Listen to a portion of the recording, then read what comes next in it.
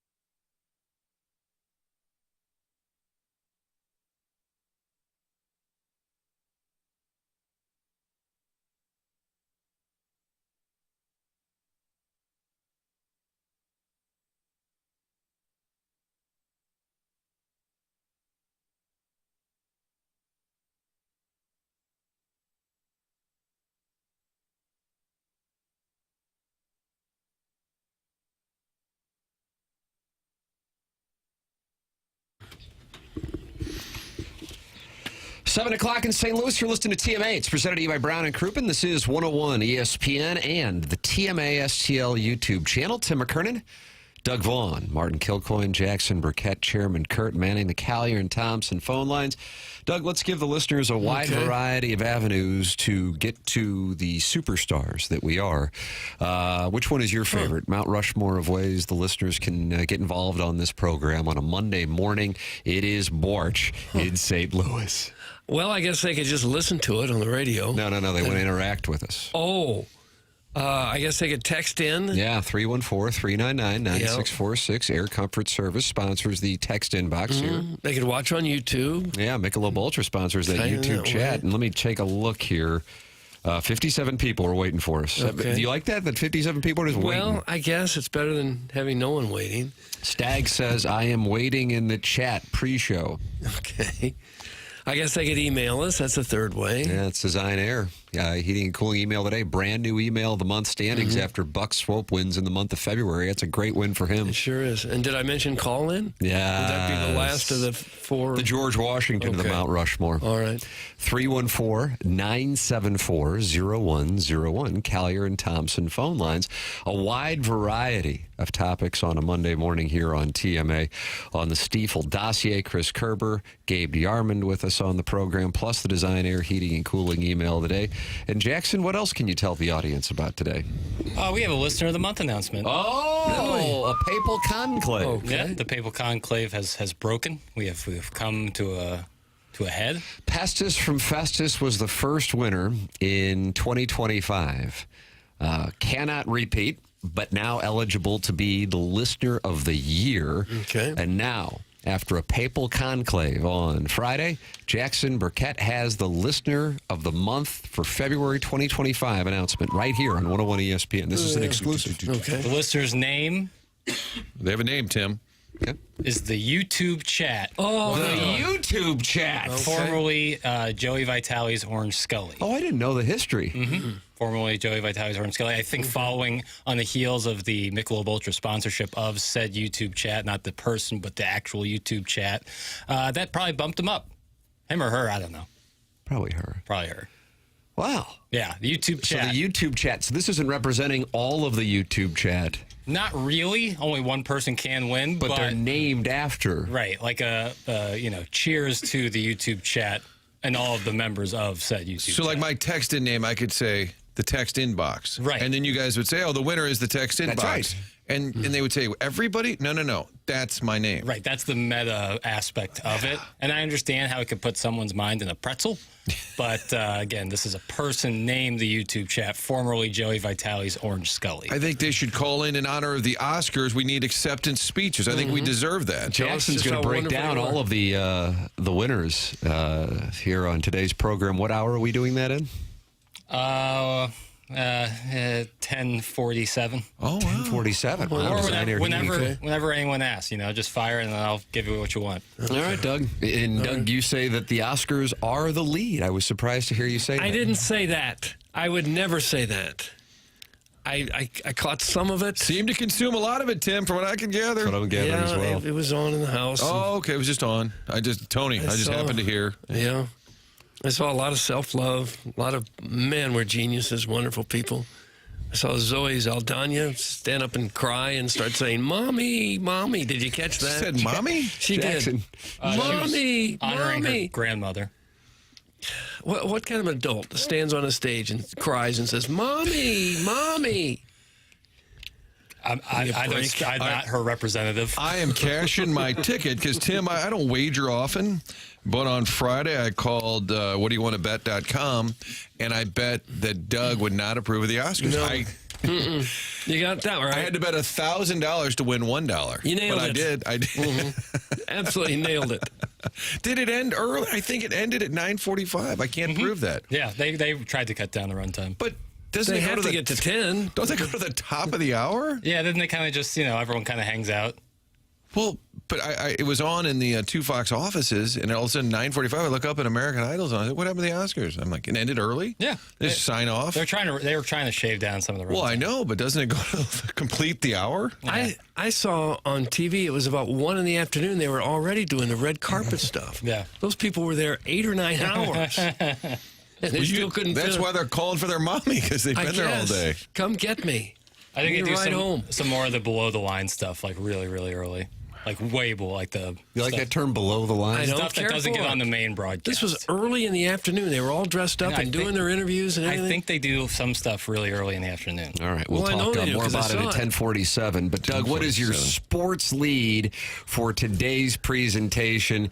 Jackson has issued an embargo on talking Missouri Vanderbilt. Oh, yeah, that was rough. Not true. I think the lead is the Blues because our note is back, and they had a rough one last night. First defensive meltdown they've had in about a month. That didn't go well, but it was a tough schedule to have played here Saturday night and then an early Sunday evening game in Dallas. That's tough. That's what I was saying to Martin before the show in the break room. I said, I would have loved to have seen them get it, and you could tell they were doing everything they could to pull it off. The emotion on the bench was clearly there, but it was going to be awfully difficult. I think Dallas was about minus 200 last night. Blues playing on Saturday, traveling. You knew that was going to be tough. The situation, though, you aren't allowed to take your foot off the gas. You are in a spot where you're competing with a bunch of other teams, and unfortunately, that 1-goal deficit got away from them with about 9 minutes left in the third period, and the Blues fall in Dallas. Calgary loses, but they lose in overtime, so they pick up a point, and they now sit with Vancouver at 65 points, Doug. I would imagine that's what the Vaughn Index was, or is, this damn Vaughn Index. I hadn't checked it yet, but I will. The goal differential for the Blues is now -8. The last 10, they're, 6-2-2. The Vaughn Index for the Blues would be a 64. Okay. And that is their point total, Martin. Oh, wow. See how it works? Wow. Yeah. Well, what Calgary, I don't know if you have time to compute, but what's their Vaughn Index? Let's see. Goals for, goals against, away. Calgary via 65. Oh, okay. But Vancouver, they're kind of a different club, so they probably have a different vibe. Different equation, but if we got time, I'd do it.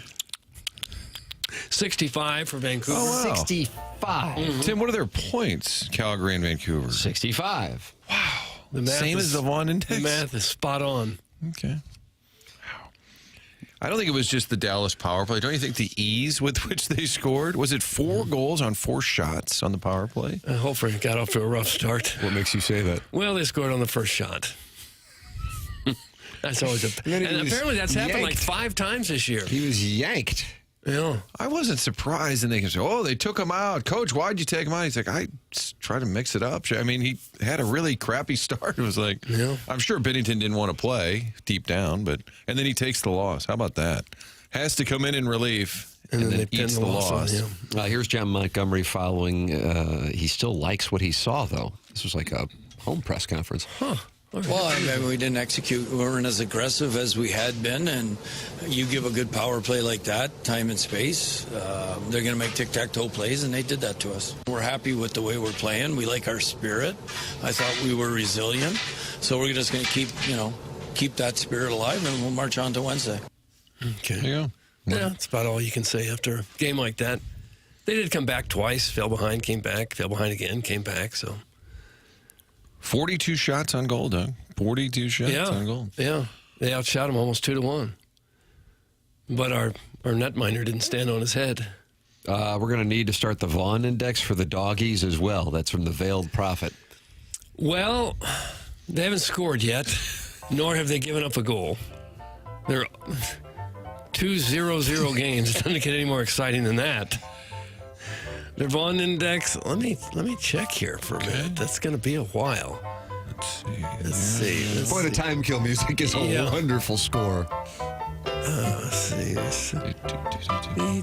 Taylor Twellman said on the broadcast, these two could play another 90 minutes and nobody would score. He was enjoying That's it. endearing. Commissioner Garber on line 1. Taylor, we're trying The Vaughn to Index sell. would be a 2 on St. Louis City right now. That's their point total, though. Is it really? Wow. So it does work for soccer, too. Oh, it absolutely does. The Vaughn Index never takes a day off. Guys, did you hear Butch Patrick on the Blues broadcast the other night? That's from the 3 and 4. I think Martin might be responsible for that. It's a proud moment for this show, I think. Let's just extend it to the entire show. On Friday, friend of the show, Calvin May, sent me a text and said, Martin, Butch will be at the game on Saturday. Let me know if any media is interested. Butch Patrick, of course, Eddie Munster, friend of the show. Both he and Calvin have been surprise guests. Big moments for the show. And I thought, this kind of feels like a Kerber thing. You got a whole broadcast to do. Kerbs likes pop culture. I just said, if you're interested, and he said, hell yeah. And I connected the two. And then Calvin yesterday told me it was great, that Butch had a great time. And he said to extend his thank yous, and if anyone else needs to get in touch with him, we can arrange it. Oh, you going to call Butch? Butch Patrick is now bigger in St. Louis than he was when the Munsters were on primetime television. I didn't hear it, and I don't know if KG could do a deep dive. I don't know when it happened. We want to ask, but Kerb's can explain it. Kerb's going to be on at 8:15. But apparently, Butch Patrick, Eddie Munster, was part of the Blues broadcast. I wasn't trying to sell it, but I did say, Cubs don't win the World Series without Butch. Nope. And so maybe it can help the Blues in that prayed down market scheduled for noon on January 14th. Couldn't hurt at all. Instead of hoisting Stanley, they'll be hoisting Butch. Butch Patrick in his Vidow's Peak. You're welcome to participate in the program. 314-974-0101. That's how you can call in. The YouTube chat is active as the day is long. John Scores is in there talking to Codeine Cardinals. It's all brought to you by Michelob Ultra. Stags talking to voice of the Mets, Lindsey Nelson. And the Bridgeton landfill fume huffer is talking to I'm a bad boy and I'm testing things. And Joey Vitale's Orange Scully. But Jackson said Joey Vitale's Orange Scully is the YouTube chat. That is what I've been informed. You have sources? Yeah. But aren't you in charge of the naming? Not on the YouTube not chat. YouTube chat, nor really the text line. By the But way, I thought this was the week where 101 listeners, new listeners to the program, can get their name saved in the Air Comfort Service text inbox. You will do it from today through Friday. Yes. So if you just have this guy wants his name changed. The top non-name in the text inbox wants to be the professor in St. Louis. okay. So text in, and Jackson will go through and update the names, but only in the first week of the month. That's his policy, Doug. All right. So you want to have a name? Now, can you change your name? Yes, for the first week, but What's wrong with the other 3 weeks? because it's a lot of work. Oh, okay. Kind of a pain in the ass, if I'm being honest. But I'm doing it, Work so ethic takes I a don't hit. see. So what do you want from me? No. Do you ever reject them like a license plate? Yes. Okay. If you're gonna say something that's just terrible, not Like gonna- terrible, like a bad joke, or like vile? bad jokes, okay. Like something, like bad. I'm not gonna change to something like that. Okay. Clarity. I'm not just a marionette doing exactly what you want, but I'll help out is what I'm gonna do. Tim, are you taking questions? I am taking questions, Doug, however, will not be available till sorry. like 10:15. Is it suspicious that Joey Vitale, who has not been on the road much because Camp Jansen's filled in, Joey's been doing the TV side, and Joey's got 12 kids or He has 13? 12 children, Okay. that's correct. They're going to be in L.A. all week. Oh, and he's making the trip? Looks like Joey's on the trip. Amazing really? how that... Wow, just sort of... The trip to Manitoba, though, he wasn't available. No, sort of. So Southern Cal for an entire week. Doug, they play the Kings, the Ducks, the Kings. Nice. They're just hanging in L.A. for an entire week. Joey's back out on the road, Tim. It's amazing how that works. Coincidence? Maybe they really needed him. Yeah. I'm They sure needed it's his just presence. scheduling.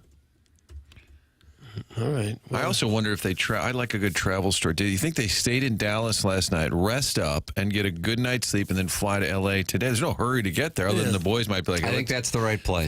If I had to guess, I would imagine generous executive Mike Caruso could inform us on that. That's what I think the play is. Yeah. What's the hurry about flying all night, trying to sleep in an uncomfortable plane, and then getting to L.A. at 3 in the morning? Ruin another day when you're there?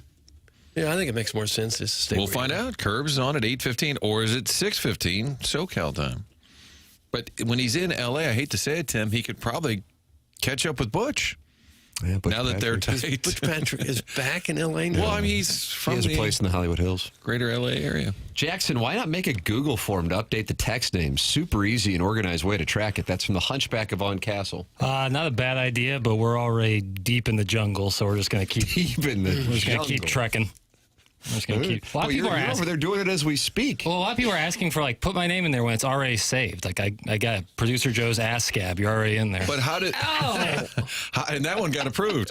That one's good. How would they know? I guess I tried to send a text back saying I got you. Okay. Look at you. Because you're right. These are good Otherwise- customer relations you're practicing. Yeah. Some would say that's if even my detractors would say I'm affable. Would they? Yeah. At worst. So yeah, that's where I'm at. Even my detractors would say I'm affable. I like that term. Yeah. Detractors do exist. Some exist in the YouTube chat, youtube.com/TMASTL. The YouTube chat brought to you by Michelob Ultra, superior light beer brewed for those who understand that it's only worth it if you enjoy it, containing only 95 calories and 2.6 grams of carbs. Michelob Ultra, it's only worth it if you enjoy it. Michelob Ultra is the official sponsor of the TMA YouTube chat, and that's where you can watch the program. It's where you can interact with other listeners. It's youtube.com/TMASTL. losers. Stop bothering the show to change your name, you dolts. Doug, that's from the Afton Altar Boys. Okay. We have focus issues, so likely we would have been distracted by something else. Mr. Tim, why is Doug so bad at picking a lead? Dude holds like I hold his redacted. It's Mizzou. Mizzou is the lead. Hey, whilst I have you, Mr. Martin, did you receive my live reports from the Combine? Some of them kids can really scoot. Thanks. And hashtag free perk. That's from Brian Henshin, fellow cadet Martin, and he is covering the Combine for the Indianapolis Star-Tribune, where Brady Cook experienced his stock rising in Indianapolis. How about that? Yeah, he ran well and threw the ball well. I have to think that the Combine is not that necessary, really. I think it's a TV show. If you want to see who Brady Cook is, put on the video of him playing football for 3 years. It's not how he runs in a T-shirt and shorts. It's how he plays. You got all kinds of video. You want to see how a guy plays football? That's how you see. You don't see it by him running in gym shorts or lifting weights. Would Jackson say it's culturally expired? I mean, I think in the old days, you didn't get the footage the way they do now or watch every single game. So they'd bring them all into Indianapolis. Who do we got? Oh, you played at Nebraska. Tell me about your season. Yeah, that's a good call, Martin. Let's see you lift some weights. Let's see you go for a run. Do you really think you haven't seen enough of Luther Burden? Okay, go out there and run. Yeah. What if you get 20 sacks at Notre Dame this year? Defensive line, but you go to the Combine. Oh, he didn't really lift too well. You stumbled out of the blocks and didn't run the way you wanted to run. Oh, geez, now I'm not sure you're going to make it. Not to mention, like, half the guys skip stuff like bench press or other stuff. Can't blame him. Can't blame him. But nonetheless, it was still good to see a nice performance by Brady Cook. Because I want to see him get a chance. I'm not sure he will, but I sure hope he does. I'm kind of curious on Luther's spot in the draft. Didn't they decide he has small hands now? This is when they start picking him apart. Yeah. They said he has small hands. Let's see. Is there a Vaughn mock draft? I feel like Luther's going to be about 22 or 23. Is that, Are there odds on that out? Can you bet on that, Tim? So are you betting on Gosh, I don't know. I haven't seen that. the Combine? Okay. That'd be tough. Jackson, I see Angry Dan, Lee May Ace, Afton Soccer Guy. These are all respectable monikers. And Jackson's over there changing it. He's doing like clerical work. He is. I mean, we're all trying these to win guys go in here, and I say guys, I know a lot of them are Women. Thank you. Yeah. Speaking of which, Sharon and Clayton sent me a text about a DM she sent me, Doug. Oh, really? Morning, guys. I tried sending you some current pics in an IGDM. Now, these are pics of a venue. I just didn't list what the venue is. But I have to be invited by you to send them. Just wanted you to know that's what my DM was about. I'm not a stalker. I will send them here if you're interested. Thanks. Happy Monday to all. That's from Sharon and Clayton and Sanibel and Maui and also that nice area in Michigan. We're going to get her vacation home pics? Yeah, I'd like to see that. I'm looking into What time? Instagram chat. Get it slotted. Dossier. Dossier. Sharon's home picks. What do you guys think about She's got 4 homes. 8:45? Okay. That'd be good, yeah. Okay. Let's make sure. She has 4 homes, apparently, in vacation spots sprinkled around the United States. Is my name nice. deemed inappropriate? That's from Longer Than Martin's onboarding process. I don't think so. No. It's actually in the... Yeah, it's in there. Maybe someone will draft him in order to convert him to safety. That's from Steve in Wildwood. We did see that around here quite often, really. Right. Yeah, Steve Bellisari, we're Eric taking Crouch. quarterbacks and making them safeties. That was very odd. I'm looking at my Instagram DMs, and I don't have anything from Sharon and I Clayton. think she said she's entered the TMA, but I just looked and I didn't see it. All right, fair enough. Maybe it's in the request. I don't know. Requests. I've not looked at my requests. Oh, it's lovely. Uh-oh, now what does that mean? Well, I'm talking about your personal. I don't know how your personal. You're in my personal request? Wow. No, I'm not. What's I going don't on, know. Martin? I don't know what's going on. Are It's you in charge of all of Tim's social media? Are you part of his team? No, When Tim wins an award, does he thank his staff and all of the amazing people that do the little work? like reading message requests on Instagram. Is Sharon selling timeshares or something? That's from Carlos Spicy Wiener. I don't see it anywhere on the request, so I don't know what to tell you. Doug, the Stiefel dossier is a magical one, and we're going to let Jackson work through his feelings on Missouri Vanderbilt in the next segment. Okay. I have a feeling it's. Yeah, I just heard a moan. Foul him! Foul him! You're up by 3 with a few seconds left. With a foul again, foul him! Well, Jackson's feelings will be worked through coming up. The program's called TMA. It's presented by Brown and Crouppen on 101 ESPN.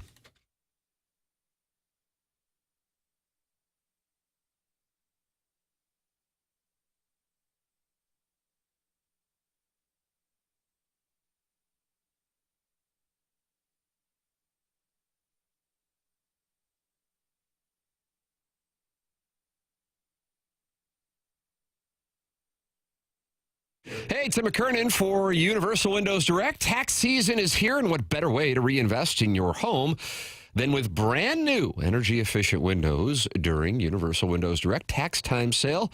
You can save big while making your home more comfortable and energy efficient. Right now, buy 2 windows, get 2 free, and there is no limit. Need 4? You only pay for 2. Need 20? Only pay for 10. It's the perfect opportunity to upgrade your home without breaking the bank. And here is something that will make your wallet even happier. Pay no interest until 2030. That's right. No interest for the next 6 years, making it easier than ever to afford the quality windows your home needs. But wait, there's more. This month only, Universal Windows Direct is giving you an extra $500 off your home improvement project. That's all from Universal Windows Direct. Call 314-334-2522 or visit universalwindowsdirect.com to schedule your free in-home estimate today. For the last windows you'll ever need, go with Universal Windows Direct. And like me, you'll be saying, I love my windows.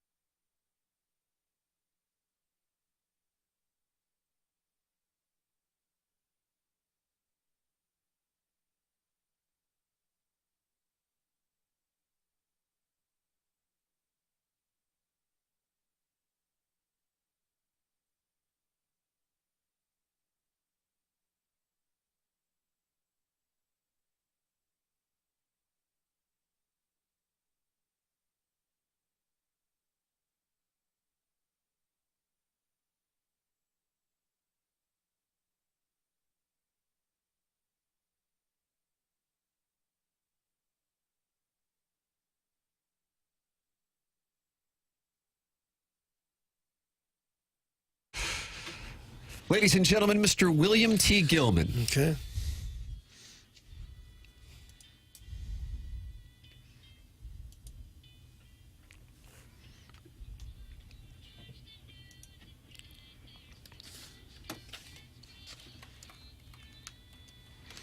Mom will not watch the news because she does not want to see highlights of Missouri and Vanderbilt. Yeah. Doug, before we help Jackson workshop his feelings about Saturday in Nashville, let's talk about co-host Josh Schertz's team. Martin, I mean, it was like Loyola Marymount was in their bodies and running around out there. Sick. Gibson Jimerson, 9 threes. Telling you. I don't mind if teams are chucking the three if they're hitting the three. They made 18 out of 34, a new Billiken record. And, 3-pointers made. Beating the Ramblers. And ILL put it on a team that, Joe Ladorty has the brackets already. And Missouri and Michigan are seen as being destined to meet in the second round of that tournament. Missouri is a 4 and Michigan is a 5. Well, that 5 seed took a beating yesterday at the hands of the Illini. And maybe, as Brad Underwood said, this team's getting healthy, and now we're going to see that team that we saw here in St. Louis in late December, and then skull-pounded some teams in January before they hit their skid. ILL surging at the right time with the win in Ann Arbor. But it is our responsibility to help our compadre. Doug, you call him a coworker, I call him a friend. His name's Jackson Burkett. He loves the Tigers. In 2 weeks, he's going to be live streaming Missouri's NCAA tournament game or games. And I would imagine if we had a live stream on him on Saturday night at about 7 o'clock, it would have been just brutal. Jackson, is that accurate? Yeah.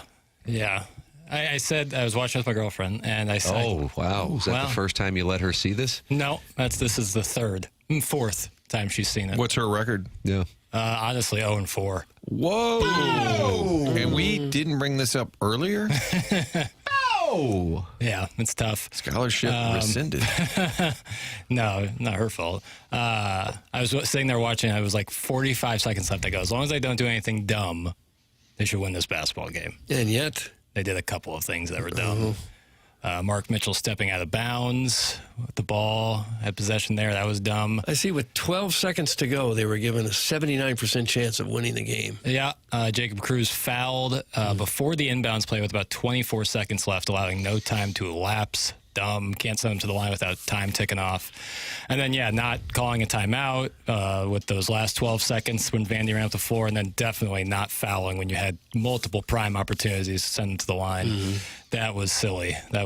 Up by 3 with just the final possession. Yeah, and it sometimes can be some coaches will demand you always foul up 3 late, and I tend to agree. It's sometimes case by case. But when you have a guy dribbling, that's definitely a time to foul. If they're just sitting there holding it or they just caught it, can be dangerous. But when they're dribbling, especially inside the 3-point line, you have to foul. You just have to foul right there.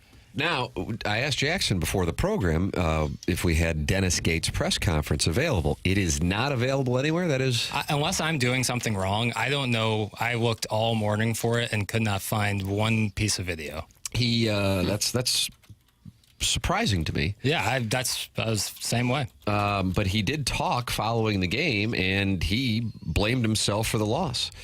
He said, "I've got to do a better job of organizing our team defensively. I had a timeout, and I should have used it." That's after Caleb Grill hit his free throw. At that point, Missouri is up by 3 with 9 seconds left. And what Gates is saying, with the timeout that he had left, he would have gotten the team together defensively and made it crystal clear that they needed to foul to keep Vanderbilt from getting the 3-point opportunity. Now, Mark Mitchell said in his post-game comments that they were aware that they were supposed to foul. They just didn't do it. And that's what led to Vanderbilt getting that penetration and the kick out for 3 and then tying the game. Yeah. Yep. You got to foul in that situation. And you had opportunities. It's one thing if, they're just firing the ball up floor and it's all catch and then the guy shoots it. But when you're dribbling up the floor and then he gets inside the 3-point line, that right there, Anthony Robinson had a prime opportunity you go for a steal, obviously, because you get the steal. Great. Perfect. Game over. But you go for the steal, you get the foul just fine, make him shoot 2. Time's going to tick off. Yeah. Why not foul every time up 3? Because you said circumstance. I never like it when a guy catches. A guy catches around the perimeter. If he catches you're going to foul him while he's shooting. Because he could go up so quickly, and now you're getting a shooting foul, and they're shooting 3 free throws, or God forbid they make it or something. But when they're on the dribble, to dribble, pick up, and shoot in one fluid motion for a foul, not going to happen. But I can't imagine a player dissecting that in the moment. No, like, if of course, you it's tell hard. them, I mean, foul, but don't foul, I think you have to have a universal rule on it. Yeah, 100%. I think the universal rule is if someone is dribbling and you're up 3 late, that's when you foul. If someone is putting the ball on the floor. Yeah, nobody cares at all. Blues are 1 point back. Let's move on. Mizzou will never win anything. Doug, that's Harrison's brother, Master. He has really been a negative listener of this program, I think maybe for a decade. It'd be surprising if he was supportive, so therefore I can, just let that roll right. You respect the fact that he keeps to his brand. I guess, yeah, if I can respect anything of that nonsense, yeah. I think consistency is respectable. His attitude is not, but, take what you can get. But you're disappointed in him, no doubt. I don't care about him. I care about the Tigers. Okay. How about that? It's a bad loss, not because Vandy's a bad team. Vandy's a good team. That's an absolute ticket puncher for them to go to the tournament. It's just bad in the way they lost. Frustrating, more so. When Mark Mitchell got trapped and stepped out of bounds, I turned and looked at my wife and said, well, they're going to lose this one. This game tamed my expectations for this team just a little. That's from the 314. Now, I know this is, Doug, would you call this Cowherdian? Well, because maybe. it's contrarian. Okay. But it's truly how I feel. You look at their last 2 losses at Vanderbilt and the week before against Arkansas. They played horribly against Arkansas and still nearly won the game. I would say what worst or second worst game of the year was in Fayetteville, my opinion. Probably the worst. Okay. And still nearly won the game. And then this game took a couple of moments that we've cited. You cited the Cruz foul, this gentleman citing the Mark Mitchell stepping out of bounds. I thought the exact same thing, by the way, that this person texted in. And then also Vanderbilt, which Missouri had defended incredibly well in the first half. Vanderbilt was not able to do a damn thing from 3. I think they had 1 3 at the half, hitting 2 big-time clutch threes down the stretch, with Missouri also having some self-enforced mistakes. And so I understand that what happens to fans, because this is just natural in the moment, you then get either too high or too low. And from my standpoint, I look at both and I go, yeah, those are games that they kind of should have won. And yet with making mistakes, that's the reason that they lost. I still am, if anything, I'm actually higher because, and here's my reasoning for being higher, I'm probably going to get a better price on Missouri because of some outliers. And therefore, as crazy as it sounds, I'm higher on them after that. So do with that what you want. Okay, I will. Yeah. It sounds contrarian, but that's because in the whole scheme of things, I mean, I guess maybe it could matter between being a 4 and 5 seed, maybe a 5 and 6 seed, I suppose, if they split this week and then they go out in their first game in the SEC tournament.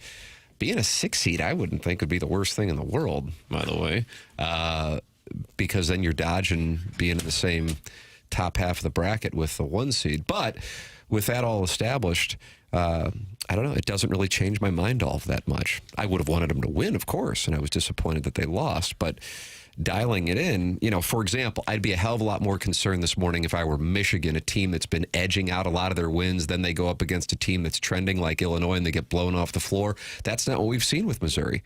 They've had to screw up in order to lose games on the road in the deepest conference in college basketball history. And so from that standpoint, when the time comes here in a couple of weeks and these games really, really matter, I'm still high on Missouri, and that's got nothing to do with the fact that I went to school there. It's how I feel. So do with it what you want, Doug, but I am being Cowherdian. Oh, okay. I guess the flip side of that would be after you won that game in Alabama where they looked so darn good, you thought they could beat anybody. Now they've lost 2 out of 3 games since on the road. Can they win on the road? And in the tournament, you're going to have to win on the road. They do not have a very good road record. Sure, but they won in Gainesville. They won in Starkville. They did, but they've lost in Vanderbilt and Arkansas, and they lost to Texas and Illinois on the road and Memphis on the road. And Memphis, first game of the season, Illinois, New Jersey. And then, I get what you're saying, Doug, but Tennessee's also lost at Vandy. Florida's lost at Vandy. It's really hard to win on the road, especially in the SEC, but in college basketball in general. That's what honestly makes Illinois' win even more impressive. But, yeah, I get what you're saying. But I just think that they have the ability to stifle runs from the other team and go on runs themselves. And to me, that's like a huge recipe for the tournament. Tournament is such a game of runs, and if you can go on a lot of 10-0 runs and you're not conceding a ton, that gives me some confidence. To go on a 10-0 run, you have to get hot. And if we can just get hot, we can win this baby. Hold on a second. What was that? If we can just get hot, we can win this baby. Yeah. Martin, that might be the lead on the 2 Fox tonight. Wow. Yeah. And now Martin's in studio with us. We will get to the weather and that horrific murder. But first, news of a team that could win it all if they just get hot. Well, that's right, Marty. If we can just get hot, we can win this baby. According to the Vaughn Index, According to the Vaughn Index, no, I think Mizzou is fine. It's a disappointing loss, especially Vandy this year, though. They're not. If you go to Vandy and lose some years, like, oh my God, they're terrible. It's disappointing, not devastating. Doesn't really change your big picture. I like how the rotation is whittled down. They still get to the line a ton. They had 35 free throw attempts. They get to the line every single game. And I enjoy a coach who admits it, right? And says, I should have done better there. And I do have some Gates audio now. We do, yeah. KG, wow. Friend of the show, Luis, sends me a text and says, I am emailing you some Mizzou postgame audio. I went over to KG and said, email this to the show, and here we go. All right. Tip of the cap. Luis. I should have used the timeout to organize my team a lot better than I did, and that's on me. At the end of the day, strategy is strategy, but I need to use a timeout to get our team set, and I just assumed and didn't do what I needed to do. I don't want to take anything away from Coach B and his program by saying we did it to ourselves. They did it to us. Whatever turnovers we had, whatever loose balls they got, whatever rebounds they got, they earned every bit of it. And that's how I look at it. It was a hard-fought game, and both teams did a great job. We executed how we needed to execute. We fought back, again, a game where nip-tuck, you had 15 total lead changes, and obviously that second half was a great half. I mean, it's just the madness in March at this point. Both teams are familiar with each other, and our players made plays, and we played well enough to win, and we were in a situation, and again, I have to do better for my team. I like that. Yeah, I respect that. Mm-hmm. That wasn't the I'll just fall on the sword to move on thing. I mean, he was a specific, if you're watching that game, and I bet a lot of people were, going, why aren't they fouling? Or why aren't they calling a timeout after Grill hits the free throw? What's going on? That wasn't, after the fact, let's build a narrative because of the result. That was an in-the-moment second guess. And I respect that he acknowledges it, and he knows he blew that. Because I do think if they call a timeout, I think that the outcome, you don't know, because Vanderbilt gets to the line, and who knows what happens with a rebound possibly, or they get a look. But either way, they're not getting what they wound up getting, which was a pretty damn good look considering the set of circumstances and who shot the ball with needing to hit that three with 2 seconds left. Another thing you can make a case on is that I think it was 2.8 seconds when Missouri inbounded after the three. Yeah, use the timeout there to set up some kind of play as opposed to just run down the floor and take a shot from half court. Yeah, I could see that. I wonder if he's yelling, foul, foul, or is he just, was it talked about earlier, or did it not get addressed at all? Yeah, I mean, if anything, it could be like a learning experience. Like sometimes a game like this, if this is a similar situation in the tournament, now you have some sort of blueprint. That's just looking on the absolute optimistic side. On the true optimistic side, Anthony Robinson has continued to play really, really well, and that is crucial for the tournament. Like, if they're going to make a run, he has to be part of that engine, and he's been outstanding. You must not have looked really hard for that audio, Jackson. That's from Harrison's brother, Master, and he is at war with you today. Correct me if I'm wrong, Martin, but the person who sent that to you is probably on the list that gets the audio after every game. I would think so. So Who Luis, is friend of the show, Luis? When we say that audio courtesy, St. Louis Blues, that audio courtesy, Yes Network, that audio courtesy, Luis Noya.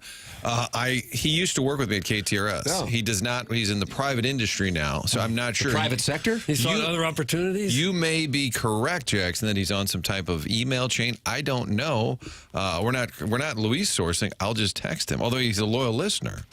Even when he's in Puerto Rico, listens to the show. Shout out to Luis's dad. All right, shout out. Well, you hope that maybe a game like this would have been a good learning experience, because when you get in the tournament, so many of the games come right down to the scramble of the last 30 seconds. Mm-hmm. It gets to be a three-point shooting contest or a free throw shooting contest.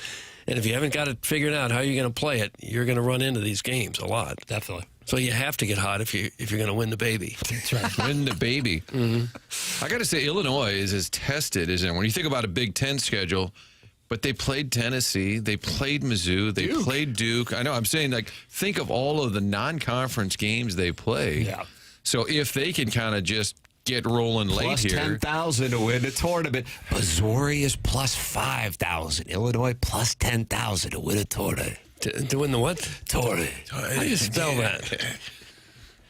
And maybe the biggest win. E-O-R.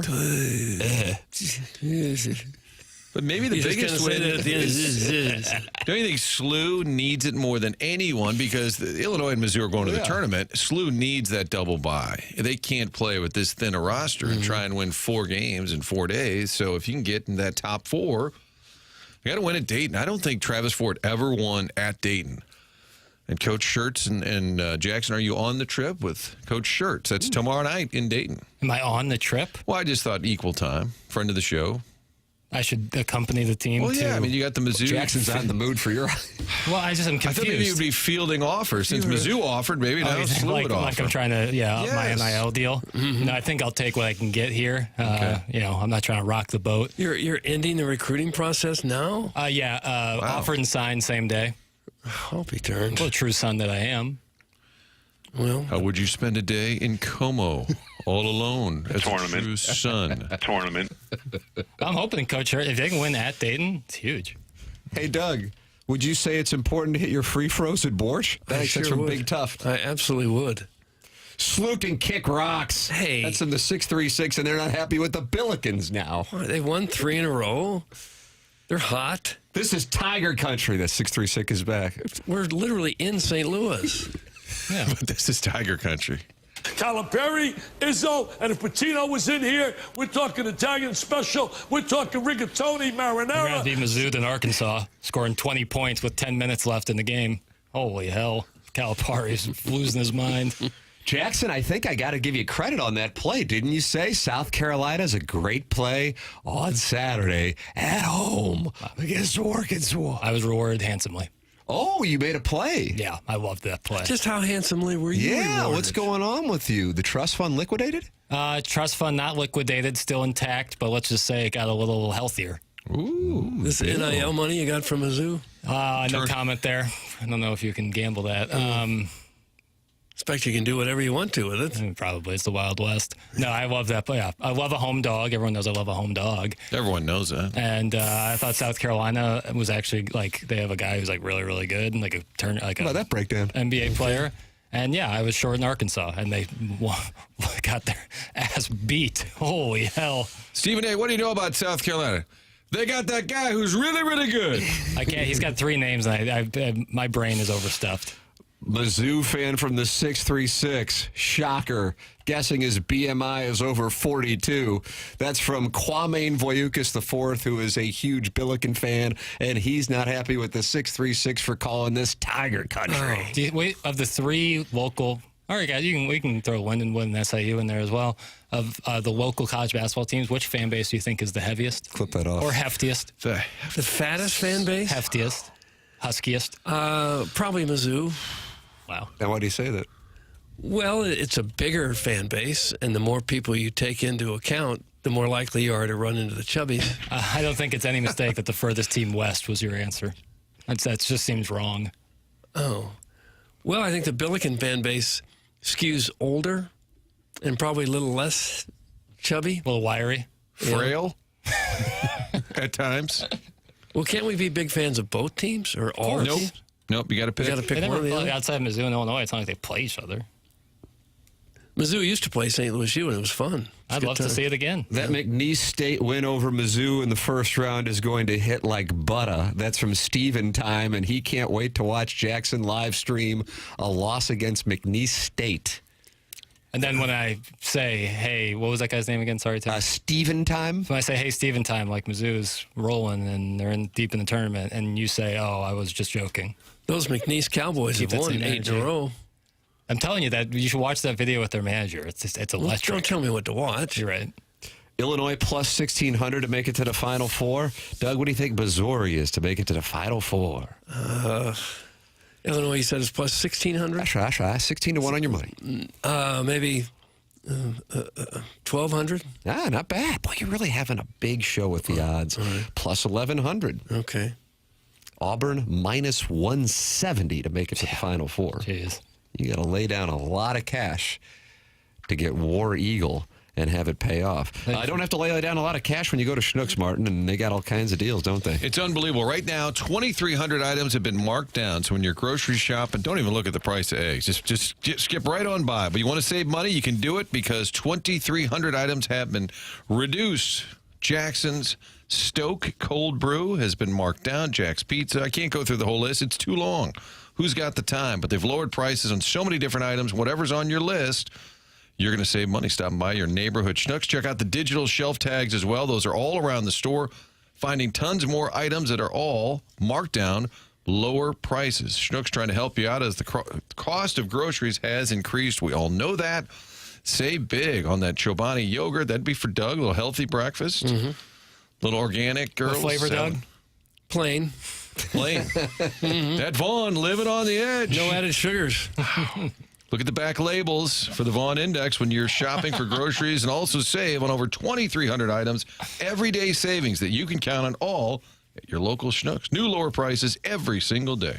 Guys, I went to the SLU game Saturday. Nothing but old white guys who have no clue about basketball. Then I went to Tam Avenue and people watched the 20-somethings. Man, this town's screwed. That's from Lady Sonia's teacup, Doug. Not on board with the olds, not on board with the youngs, not on board with our region. Gosh. Lady Sonia's teacup. People from St. Louis suck. Okay, stop it. You guys probably all hit Mardi Gras pretty hard, I guess. Jackson did. He loves giving out the beads. No, I didn't go. What happened? I had Mizzou at 5. That Mizzou kind at of cut 5. into it. Mizzou tip at 5. That can't be. Yeah, you guys mentioned that. I had Blues and Kings. my niece's birthday party, which was a great excuse, so I didn't have to go. Not to mention I want to be there, of course, for my niece. But yeah, Great excuse, so you didn't have to go. Great excuse to not go to Mardi Gras? Yeah. Did you need an excuse? Were you being No, peppered with requests? I actually wasn't. None of my friends went. Your Ladue friends didn't go to Mardi Gras? Oh. No, most of my Ladue friends don't live in St. Louis, which is even tougher. Where'd they move to? Elsewhere. Coast. Sweet Kai. A lot of coast. Sweet Kai, Northeast, Martin. Coast of Lake Michigan for some. Yeah. Is that Chicago? Yeah, my town, see. And Chicago's my town, see? yeah. Edward G. Robinson. Yeah, Rest in so peace. not a lot. Yeah, there was not much pressure for me to go, and that felt good. It's just not. And I like Did your lady friend who is 0-4 watching Missouri basketball? That's the lead. Absolute cooler. I think so too.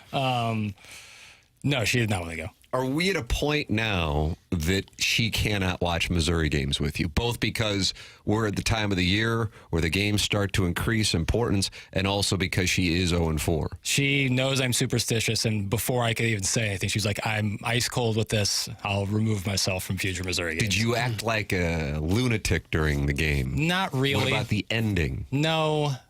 Over time, I was not confident going into it because Vanderbilt was starting to get hot from 3.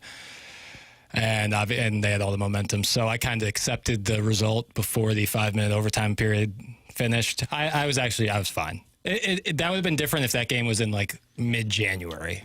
That could have been worse. But knowing where they stand. Downtown was full of drunk zombies by 2 p.m. on Saturday. Driving around was wild. That's from Beer Cats. Isn't that always kind of the case on Mardi Gras? Yes. Yeah, that's my problem with Mardi Gras. Like I like hanging out in Soulard and outside, enjoying if the weather's nice, hanging with people. It's just the accessibility to get in and out. They shut down so much of the streets that it's really hard to leave. So how do people do it? They all Uber? You have to walk like super far to get to where they're not blocking off streets and then Uber from there. You got to park at like Busch Stadium parking lots and walk I would down. recommend Ubering. The guy calling the Billiken game tied it all together. He said, and they fatten up here, gorging on threes. He had a whole Fat Tuesday Mardi Gras resume reel.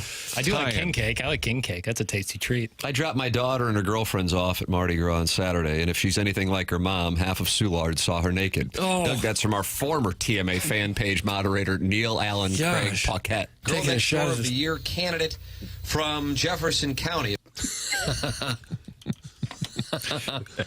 kind of redundant. But Just drop a Tim drop after Tim talks. Absolutely. It needed to be done. Yeah, it can be a really fun time. It's just logistically kind of a headache. at least it's one big outdoor party we have in St. Louis. No, I think There's not a whole lot of them. I think it's great. Like I think like the spirit of it, but like also again with Mizzou tipping off at 5, how the hell was I supposed to get out of there? Yeah, well, you couldn't. No. Well, they probably had the game on at all the bars. Could have been elbow to elbow with some Watch beads some and beer guy spilling on your hammered, shoes. Yeah. Hey, file up late, Gates. What are you doing, huh? Yeah, I don't need to hear that. Yeah. Plus, there's other. I mean, Tennessee, Bama. I got to watch that instead. That was great. How about that There's a finish? lot of great college basketball on. Kansas keeps losing. Hey, Neil Allen, Craig Paquette. Yes, we did. And thank you. That's from Beer Cats. Doug, I don't know what that means, I but don't Beer either. Cats has sent a thank you note via the Air Comfort I think Service. he's talking about seeing text naked. inbox. Seeing former fan page moderator Neil Allen, Craig Paquette naked?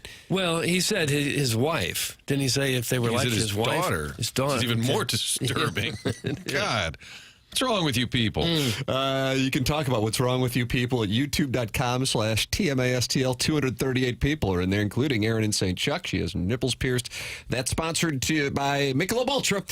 It's the YouTube chat, which won the Listener of the Month. Not the chat itself, but an individual going by YouTube chat. Email in for our Design Air Heating and Cooling email today, the morning after at InsideSTL.com. Doug, what glorious weather we have had. It's Design Air Heating and Cooling that has been the longest running sponsor on TMA. Storms on the horizon, though, Martin. Yeah. Storms on the horizon tomorrow as the warm weather will turn a little colder. Gets down to the 20s on Thursday. And when you have that happen in the month of March, that's when you're going to have some storms. If you run into any issues with your heating and cooling system, go to designairservice.com. You'll be working with Seth Goldcamp, the longest running sponsor on TMA, more than a decade. It's Design Air Heating and Cooling. Support the sponsors. That's the name of the game. It's Design Air Heating and Cooling, sponsor of our email of the day. Email in the morning after at InsideSTL.com for the Design Air Heating and Cooling email of the day. Chris Kerber coming up on the Stiefel dossier at 8:15. Gabe DeArmond coming up at 10:15. And then that Design Air Heating and Cooling email of the day at 10:50. Miss anything, you can go back and podcast.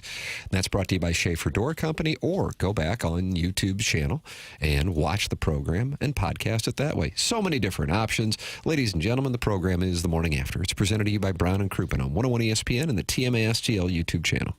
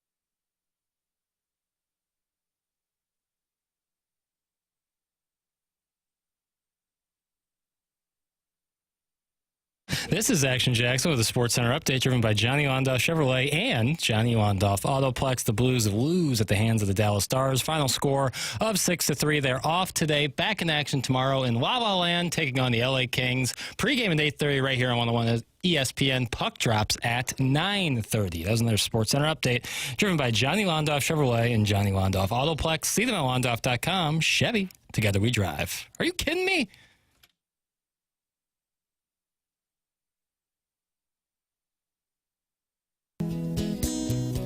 Happy flight, Redbird, retired numbers and players. Busch Stadium, the Arch, Clydesdales, and the Rally Squirrel. Game 6, walk-off victory, fireworks, championship parade. Do the wave, do the wave. Cardinals playoff baseball, let's fill the seats with red. Tim knows the words to this. This is just It's only disturbing. been playing for like 14 years. Oh yeah, guys. All right. I'm gonna give you the lineup. Kyle Loesch is on the mound with Molina behind the plate. Alan Craig is taking over the duties of first base. Across the stretch, last year's MVP freezes on third. Furcal's out, but Scalzo skipping calls when God is back for serve. Cardinals playoff baseball, let's fill the Doug acknowledged that it's a wonderful tune. It's just a great song. Yeah, that one Greg played first. Fisher Window and Door Store, 8 o'clock hour. It's TMA on 101 ESPN. Tim McKernan, Doug Vaughn, Martin Kilcoyne, Jackson Burkett, Chairman Kurt manning the phone lines. If you're watching on YouTube, you see him manning the Callier and Thompson phone lines as we speak. Chris Kerber coming up on the Stiefel dossier. That's in 15 minutes. But, Doug, it's time for the Nolan Arenado update. Date. In New York, they want Arenado because in what is a spring training tradition, DJ LeMahieu got hurt over the weekend. Okay. And the third base situation in the Bronx continues to be the focal point of Yankees fans. MLB Network came through Cardinal spring training camp in Jupiter on Friday and talked it over with both John Mozeliak and Nolan Arenado. Jackson, you order the sound in the way you see fit. You have the C on your sweater. I think we should hear from the third sacker himself first. Okay. Nolan Arenado. All right. I mean, obviously, I'm just trying to get ready for the season, and I expect to be in St. Louis right now until I'm told I'm not, and I'm excited for it, and there's been a lot of noise and out there, some truth, some that wasn't the truth, but at the end of the day, I can't control that. All I can control is myself, and I need to go out and play better. I didn't have the year I wanted, and I have high expectations, and God willing, I stay healthy and be able to accomplish them. When you look at this team, they're a bit of a transition. Yeah. Goldie's not here. There's some names. There's some young kids here. When you look at the group, what do you see? Yeah, I mean, I see a lot of young guys, but I see a lot of young guys that have a chance to do something great, and we have some talented players here that we need to take the next step, and the expectation is for them to do that. So, and including myself, we got to go out and play better, all of us, and hopefully good things happen. You never know. Baseball is crazy. We got Sonny leading the charge, too, so it's always nice to have an ace like that, and then you never know what can happen. Lastly, the division as a whole, it seems wide open. It is wide open, and there's some teams that obviously got better that are going to be tough, yeah, for some reason, it doesn't seem like anybody's running away with our division. I would assume the Brewers will be there. That's how, like they always are, and hopefully we're right there with them. I wonder if I can make a request, and I don't know if you are taking a request, Jackson. Indeed. The first, 11 seconds of that soundbite one more time. I mean, obviously, I'm just trying to get ready for the season, and I expect to be in St. Louis right now until I'm told I'm not. And that's all I needed. Until I'm told I'm not. Mm-hmm. But you control that. They can't come to him and say, you're traded. He controls it. I think that's an important part of that. Kind of an interesting way to phrase it. You think that was the response in the office? Well, I don't know. The team has to make a trade that they want to. Right. Till I'm told I'm not. I guess you could argue he's saying until they come to me with a legit offer and like chance to leave. But again, yes, he has a large role to play here. He has absolute control. He has 100% control. So to talk about it passively when he is the active party is not necessarily accurate. All right, He said he was excited, though. Don't know if I picked that up. What do you have here, Jackson? This is John Mozeliak with the MLB Network talking about Nolan Arenado. In the offseason, there was a lot of conversation about Nolan Arenado, obviously. And I hadn't heard that. Yeah, it's weird, right? But just to let you know, there was. And you know what? It could have been awkward, but by all accounts, you talk with Ollie and Nolan, it sounds like he's in a good spot. Everyone is in a good place. I mean, that has to make you feel so much better that it's going a lot better than what it potentially could have been. Absolutely. Obviously, this could have gone sideways in a lot of different ways, but I think the one thing that we did was we tried to honor his request to explore some things. It didn't happen. He's back here in camp right now. As of right now, he's a Cardinal, and, obviously we think the Cardinals are better for it if he's on our club. So it's better because he's here, but he's still here for now. So I don't really get it. I thought the interesting part was saying honor his request as opposed to it being kind of like a mutual conversation. It seems like it was Arenado who was like, I'm looking to get out. Based on that clip alone, I think. As opposed to them going to him and saying, hey, do you want to be here? And he's like, what are my options? Although, if he did say, I think I'd rather get out, that would technically be Both his request. could be true. Yes. That they went to him and said, we're kind of in a retool. Don't call it a rebuild. Call it a transition. What do you want to do? And he says, I wouldn't mind going somewhere else. Then that would be honoring his request, yeah. Yes. So I guess you can see it both ways. It's obviously But mutual. they're better with him here, but it's for now.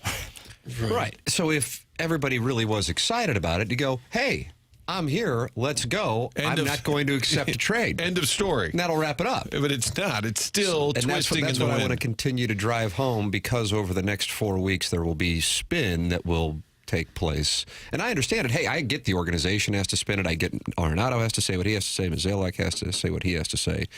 But this is more of a communication.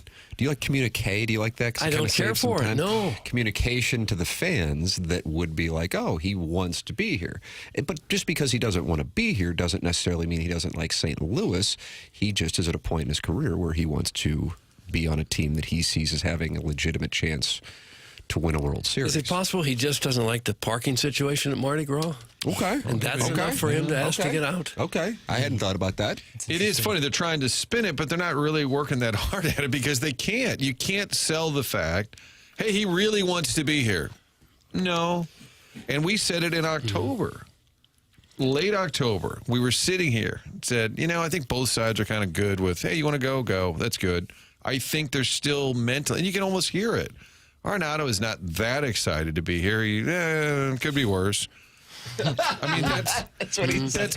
Motto. Right. Could be worse. Could be the White Sox. Neither side is that excited about this situation. Now, I want to emphasize this on the front end, that spring training statistics nearly universally can be lit on fire and tossed.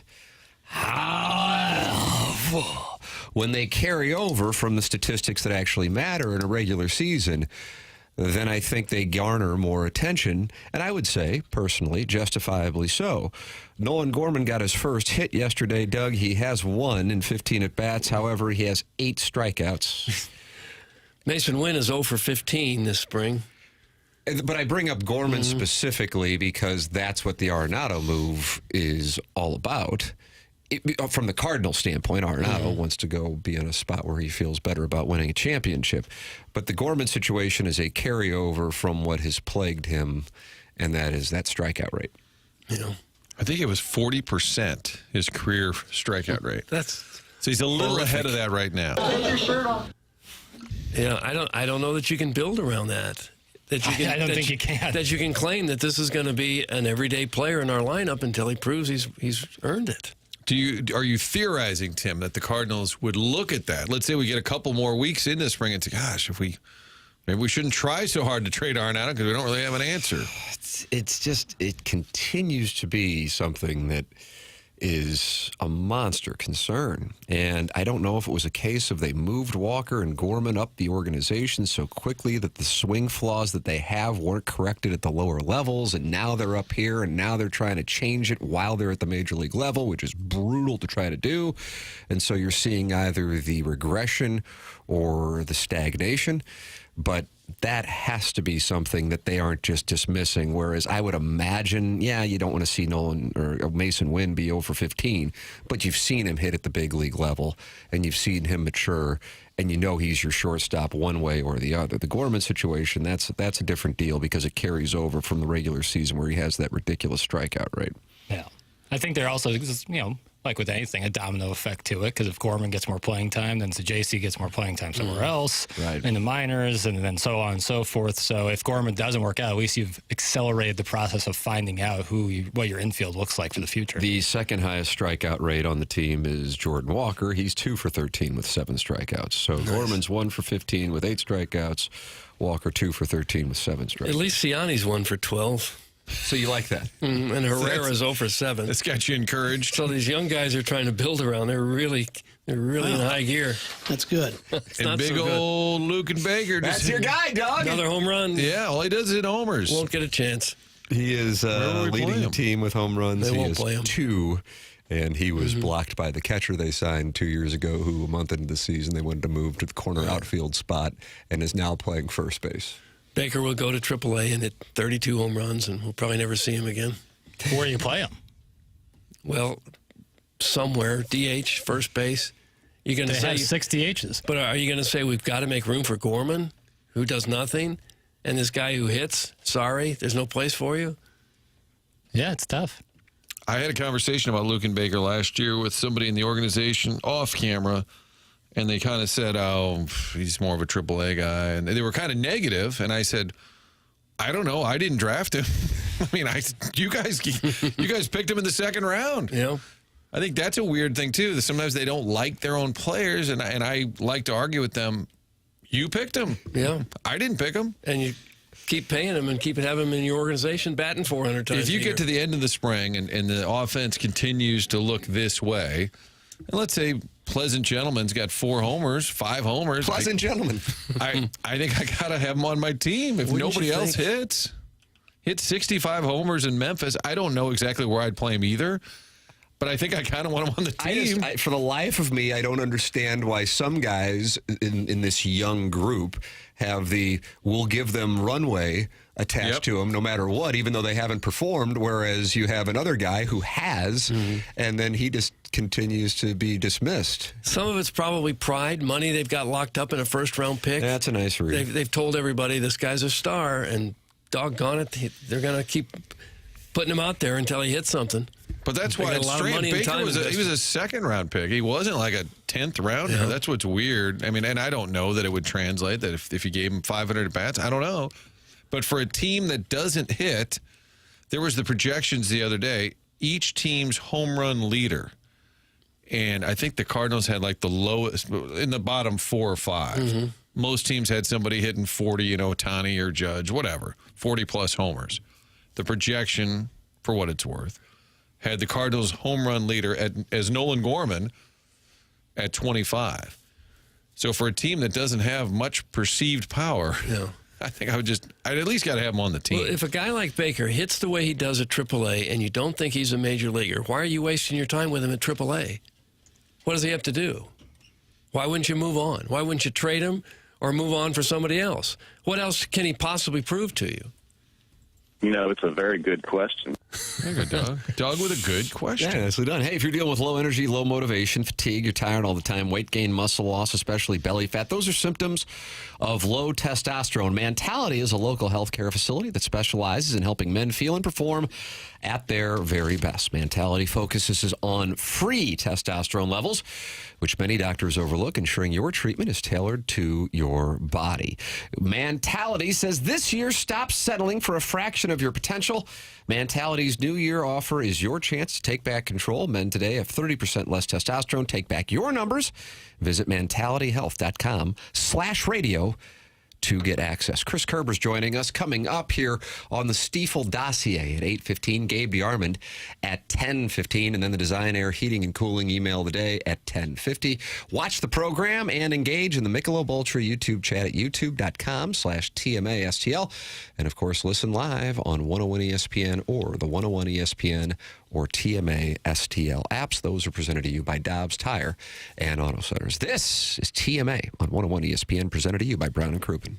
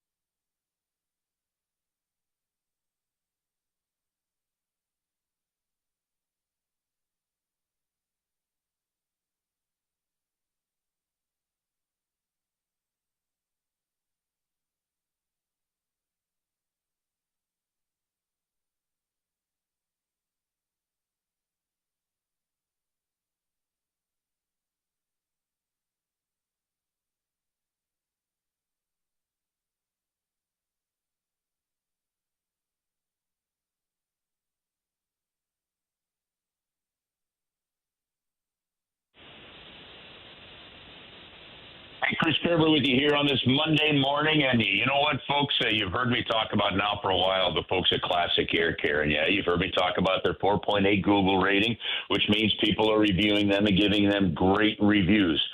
Having said that, here's the bottom line. One of the most important pieces of equipment in your house is your furnace. It's your AC unit. And one of the things you have to do to make sure that you get the full span of its life is to make sure that it's updated, to make sure that it's maintained, to make sure that it has the maintenance on a regular basis to last. Why? Well, it's a machine. It's no different than your car, no different than any other thing that needs regular care to make sure that it runs at optimal performance. And that's what they do at Classic Air Care. They've got maintenance program that gets you priority scheduling. It gives you greater opportunities to make sure that when you need them, they are right there for you. And they also make sure that your unit is up and running with regularly scheduled maintenance visits. You need to do it. It's no different than changing the oil of your car. And when you do that, that helps you avoid major catastrophic problems, especially in the middle of the winter or the middle of the summer.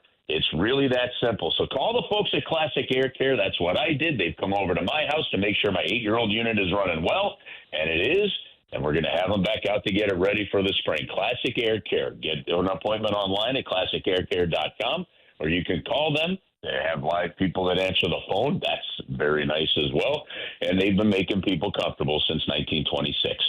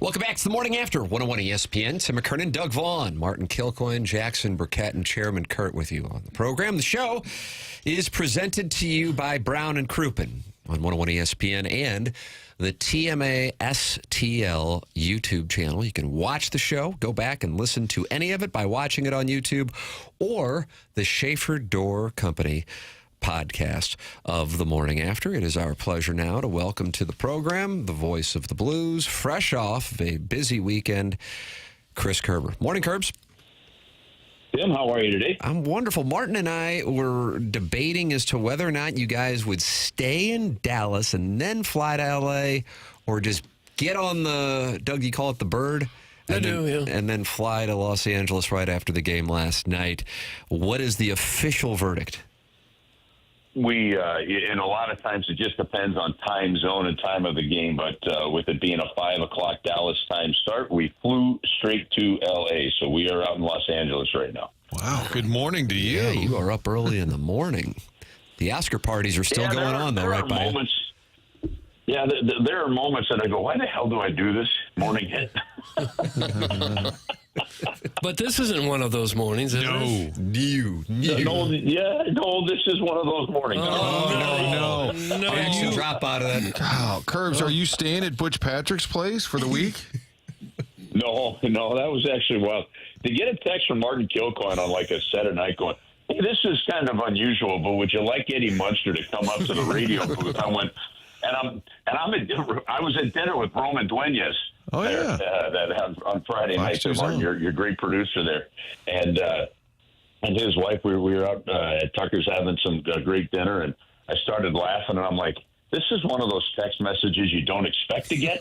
And then when you get it, you're like, well, yeah, I mean, when else are we going to have Eddie Munster come on the air with us? So let's do it. Of course, listen, guys, this led to a hell of a discussion here because, okay, first off, Cam Jansen knew who it was. I knew who it was. The guy filling in, Grant Francis, who's a terrific producer over there, he was filling in for Alex. He really didn't know who he was, and now nor should he. He's 27 years old, right? So you're like, okay, there's definitely a generational gap here. But we had a previous conversation because it apparently a little figurine of Joe Booze showed up in an empty Blues locker, and whatever player put it in there.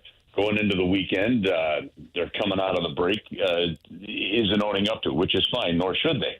But it led to this discussion with Grant, who hadn't seen a bunch of sports movies, and you know how, like, every year, like, every sports station has to rank the sports movies like it's ever going to change the rankings, right? But at the same time, I'm like, holy cow. Like, some of these younger kids that are working in the all-sports station, they probably haven't seen some of those classic sports movies yet. And he hadn't. So it was... Like I'm sitting here thinking, I think you probably, if you're hiring people for a sports station, we need to make sure that they've seen certain movies. Did Butch break it down? Do you think Cam and Joey are feeling a little threatened right now? No, although he did say he did say that his first ever hockey game was taken by he was taken to his first ever pro hockey game, right, by Herman Munster, Grandpa Munster, and they went to some game out here in Los Angeles before the Kings were even out here. Oh, wow. So in costume, I hope. Well, now that would have been good. I guess he was in town for a horror convention. There's a horror convention somewhere around. I usually make sure when that is going on. Oh, is that not the lead today? You said it was a horror convention? Yeah. Yeah. God. Well, I'm glad I was able. I can't wait. Yeah, I can't wait to find out the next obscure Texas. I actually texted the TMA. I texted the TMA group and I said, I've got a link to getting Eddie Munster on the Blues radio. I'm like, I kind of think Curbs might say yes. Yep. I'm going to go for it. He did. He bet it. All right. Thank you for doing that. Yeah. That's just absolutely weird enough to do it. Like, you'd be foolish not to. Yeah. We also noted, is Joey Vitale, is he on the trip the whole week? No, he's back. He's doing TV on the rest of it. I slandered him. Was he in Dallas last night? He was in Dallas, yes. Okay, I slandered him and said, I noticed the guy who hasn't been doing a lot of radio decides to go for a week in L.A. I have to rescind the slander. Yeah, it's been good. Bernie, with Bernie Federico doing, 50 games, that left another 30. And, Joe does such a good job, and a chance for him to get that experience on the TV side is good. So Cam Jansen's been doing an excellent job filling in, and Cam Jansen is going to join us on this road trip out here in L.A. where we go Kings, Ducks, Kings. Huh. Nice. As far as this game last night, you feel like they just kind of ran out of gas after a great string of hockey there for a couple of weeks? Yeah, maybe a little bit, Doug. They had, it was their 6th game in 9 days, coming out of the break. Your body gets worn down a little bit there. I thought they played a pretty good game. I mean, they peppered 42 shots on net. Had they kept it even strength, they'd have been fine. The penalty kill went 0 for 4, and that was the absolute killer there. And, in the end, a couple of whether it be fatigue, some mental mistakes that you saw made, or clearly the penalty killing issues, but they still played fairly decently in that game. And you're playing a team that's just better than you are. And in the end, the penalty kill and their power play was the difference maker. But, it's been a heck of a pretty good run, 6-2-2, I think, in the last 10 games. Now, the challenge with last night and the game going that way is you're going into L.A. on Wednesday now, and L.A. is 19-3-3 on home ice. And you've got 2 of your next 3 games there. And the Blues had an opportunity last night because Calgary lost to, I believe it was Carolina, that they could have leapfrogged Calgary and Vancouver. Now, those 2 teams still had 2 games in hand on the Blues, but right there in there, quarter to go in the season, and you're right in the thick of the playoff race. So they're in a pretty good spot. Do you notice the guys a little bit more jazzed up now since they've made this run here lately? Yeah, you can definitely see more confidence. You see them playing with it. You see the swagger. Guys, there's a difference here. We got the trade deadline coming up on Friday. I go back to the 17-18 season, the year before the Cup run. Remember, the team was in Minnesota at the trade deadline, and they traded Paul Stastny. They traded their number 1 center, and they were 1 point out of a playoff spot. And then Doug Armstrong said that one of the reasons for it, he goes, I just didn't like the feel of the locker room, the feel of the team at that point in time. And it was not a popular move by any stretch of the imagination. And they ended up missing the playoffs that year by a point as well. This team this year feels different. There is some real camaraderie on this team. There is some real togetherness. And even throughout the struggles of the first part of the season, you still felt that. So I'm intrigued to see how this week plays out. But there is a good vibe around the team. Kerbs, Robert Thomas, another assist last night. It's 10 straight now with at least an assist, and that's, in terms of Blues history, starting to get up there in rarefied air. Yeah, it is. So Bernie Federico did it twice. Had 2 streaks of 10 games with assists in 10 straight between 80 and 82. And then I'm trying to think off the top of my head who Craig Janney did it, I believe, in 91, 92. And the record is 12 from Pierre Turgeon. So Robert Thomas is now at 10.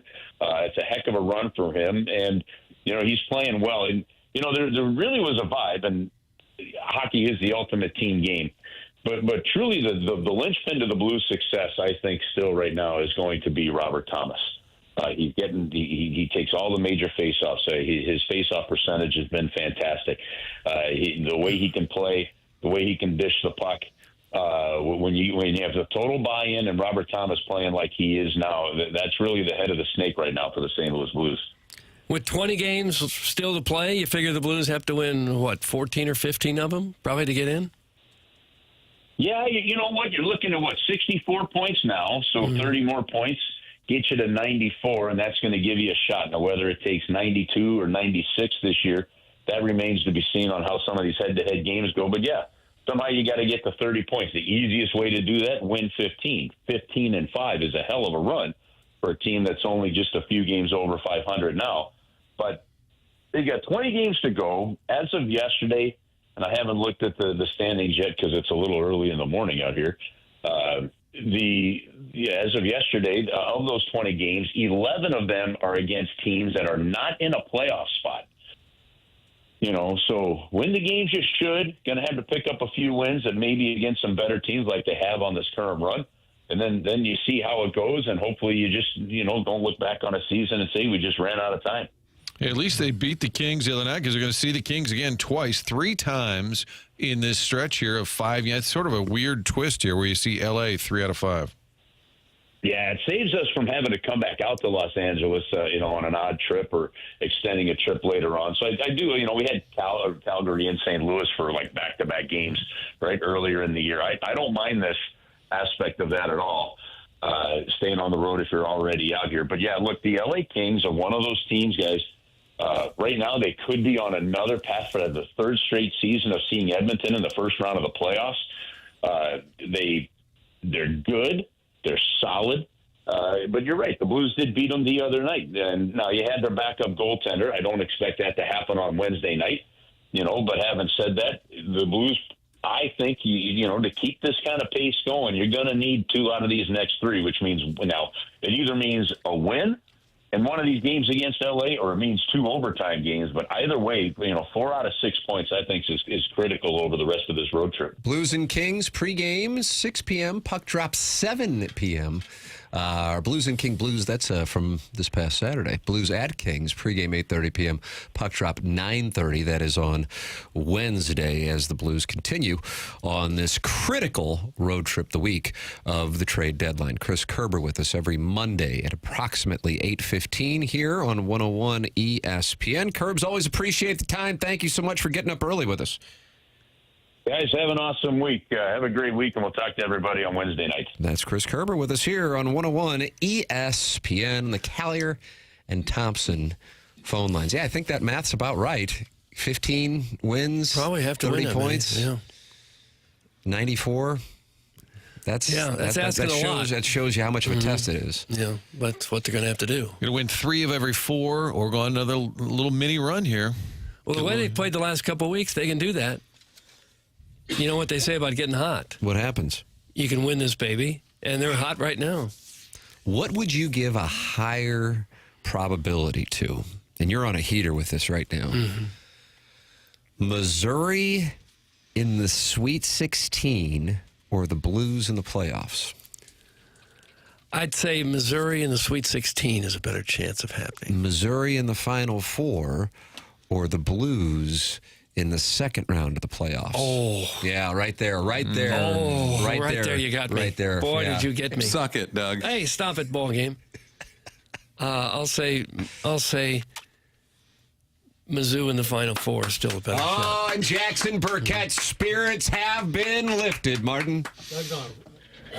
Doug's on a red hot take. Sorry. Red hot take streak. He's just been spot on. Actually, that's not true. They say he didn't like Unforgiven in the commercial break, so there was one off I there. didn't care for it. I have to say, historically speaking, Blues in the second round is the answer. More likely to happen. Because since one, the of other course, has never happened. Never happened. Oh, there was a horror festival in town. The Trans World Halloween and Attraction Show. Tim, it was at the America Center. Oh, wow. Friday through Sunday. Major website for it as well. So the great Butch Patrick was in town. Nice. For the premier show sponsor was Froggy's Fog. Froggy's Fog. That was the premier sponsor. Like a fake fog company? Probably for all your Halloween needs. It looks like it for people that put on Halloween events and maybe just fans of horror. The Munsters wasn't really a horror show, though. Well, I know. I don't know. They had horror roots. Horror roots. Well, like you can make like a funny ghost show. It still has like rooted in horror, but it's a little kind of an off-speed pitch. I like the fact that Herman Munster took him to his first ever hockey game. Jackson says that the film The Substance, Doug, which did not win Best Picture last night, is too much body horror for him. Is that right? Isn't that what you called it? Yeah, it's body horror. Demi Moore did not win Best Actress. Okay. And is it because there was too much body horror? No. I don't know. What does that even mean? Body horror? So if you ever seen like the Saw movies? Have you seen the Saw movies? There's a little boy on a trike. It's like Is body horror like gore? No, gore is a part of it, yes, but it's not like just because a movie's gory doesn't make it body horror. It's like self-mutilation, like Saw, like it's like you have to topic. fit. I know, that's why I don't really love it. Like you have to fish this key out of your eyeball to be able to escape. And somehow didn't win Best Picture. No, that's not what The Substance is. I'm talking about Saw. The Substance is body horror in a different way. But it grosses me out. Like that's the stuff, like even needles going into someone's arm kind of grosses me out. blood loss. It's nasty to me. So I love the movie, but I wouldn't watch it again because I don't like the body horror. Were you furious and tweeting up a storm from your burner when Demi Moore did not win? No, I think they got it right pretty much all night. Wow, Doug, the Academy got it right all night, according to the owner of goodorbad.com, Jackson Burkett. Yeah, I think they kind of nailed it. Wow. Up and down the board. Winning movie was? Honora. And Honora is about? Sex worker, played by Mikey Madison. Mikey Madison. What's his other previous work? Her. She won Best Actress. If you saw Once Upon a Time in Hollywood, she plays a Manson family member. In fact, a very important Manson family member. She may or may not have gotten hit in the face with some dog food. Squeaky Fromm? Wasn't she a Manson Squeaky member? was played by, that was Lena Dunham. Oh, how could I forget that? But Mikey Madison played another important member. If you saw the Scream movies, that's true horror. She was in that. She plays a sex worker who gets married to a Russian oligarch's son, and a lot of bad stuff happens. But it's really good. Honora. So was Emilia Perez favored to win or no? No. By the end, because of the DGA and PGA awards and Honora winning those. DGA and PGA. It became kind of obvious that So the golf community hands out movie awards? Joey Highsmith, what a comeback yesterday. Producers Guild of America and Directors Guild of America. Oh, sorry. The Honora won there, and that kind of set the stage. I just feel like they win. need more award shows. There's just not enough between the Golden Globes and the SAG Awards and the People's Choices and the Emmys and the Grammys and there's not enough to show what true geniuses these people are. It seems to perturb you, so why tune in? So why tune in? It's just the celebrity watching, I think, is interesting to see just how goofy they are. I thought it was an enjoyable broadcast. I like Conan. How did he do? Love Conan. I thought he was good. I think it's a tough job. I think it's clearly a tough job. That's why they're having a really tough time getting people to do it. But I think he's kind of perfect. And they brought a supercut of his audio? I have some of his jokes, Ooh, Martin, it's a supercut. I'd like a supercut. Yeah. Right? A little Conan supercut coming at you live. A complete unknown. A real pain. Nosferatu. These are just some of the names I was called on the red carpet.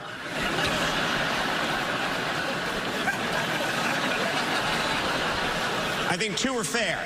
If your acceptance speech goes too long, instead of playing you off with music, we have something much more powerful.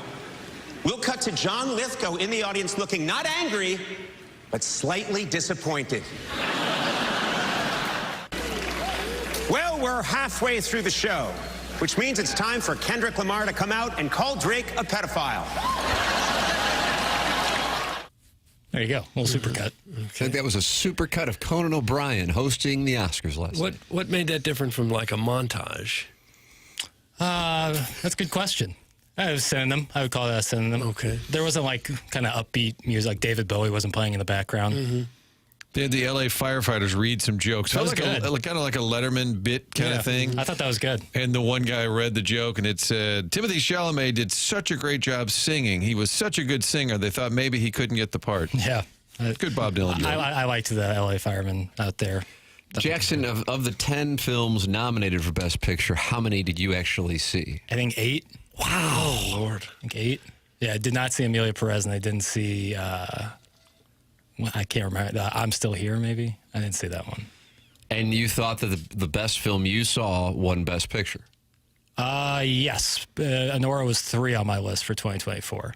But that's my Doug, I love this list. You actually had a list. Yeah, of course. He has goodorbad.com. Of course. But these are my favorites, not There's the nothing best. at goodorbad.com. I just went there. These are my favorite movies of the year, not necessarily the best. Okay, what are your favorites then, baby? What are your favorites? Challengers was number 1. Dune And that's the scene where the two guys make out in the more popular MMF? There is that. For heaven's sake. There is a scene with that, but I wouldn't say that's the... Well, it's kind of... put it over the top for you? It's kind of the overall vibe of the movie. Challengers rocks.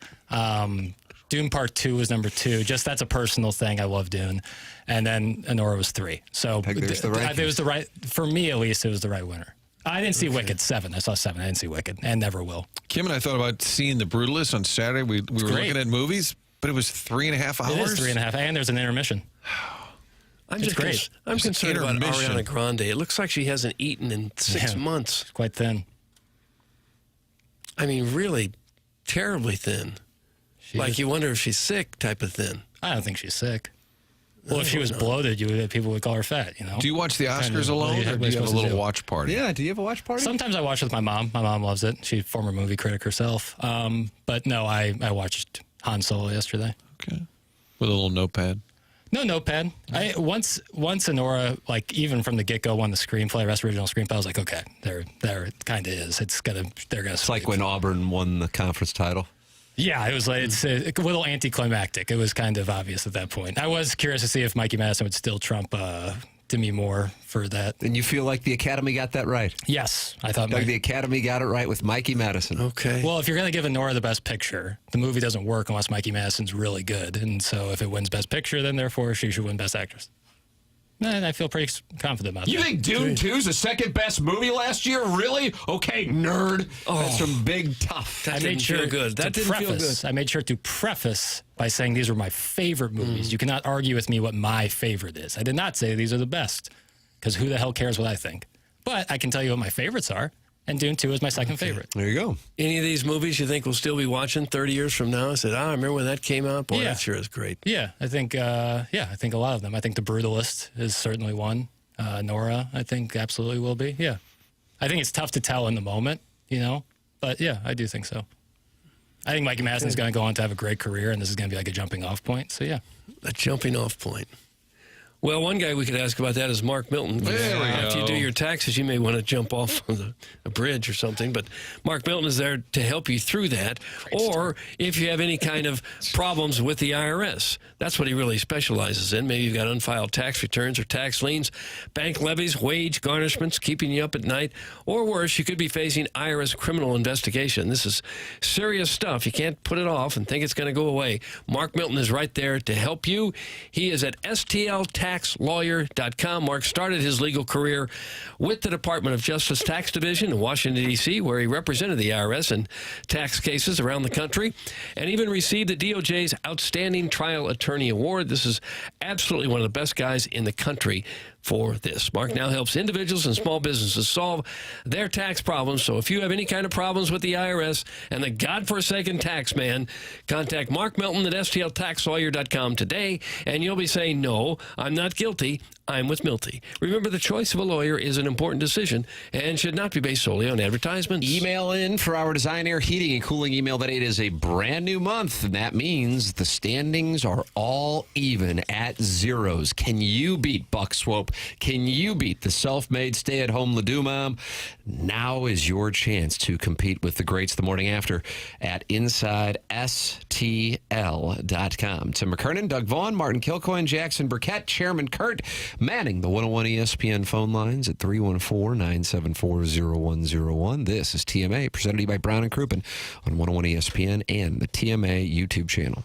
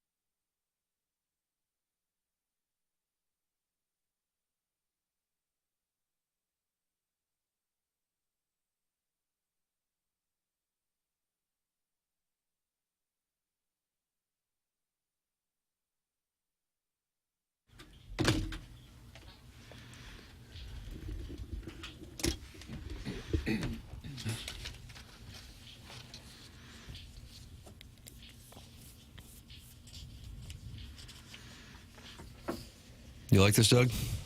Well, it's okay, I guess. All right. Jackson, what is the theme for the music today? Haven't really picked one yet. I wanted to kind of play some and see if it would guide me. We've done a lot of 90s hip-hop, but I figured, never hurts to have a little Notorious B.I.G. in your life. Let's see, 8 o'clock hour. It's brought to you by Fisher Window and Door Store.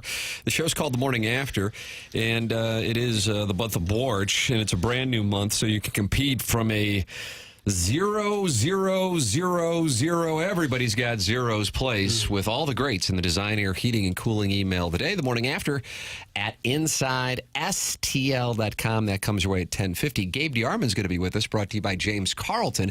That's coming your way at 9 o'clock. I mistakenly said 10:15. Jackson, you have Dick Vitale. He has made his return, and he was on the call of Tennessee and Alabama, and that was a Jim Dandy, Doug. Take a listen here. We're talking tournament. Love to hear it. Now this crowd is on its feet again. Oh, it's hysteria. Hoops hysteria, baby. Look at them. Look at them go wild. They're all standing up. They love it. How could you not love it? We get paid for this? Are you serious? Are you serious? Ziegler will inbounds, and here we go. Well, they turned down Gainey. Now Mashak's got to go. He will fire.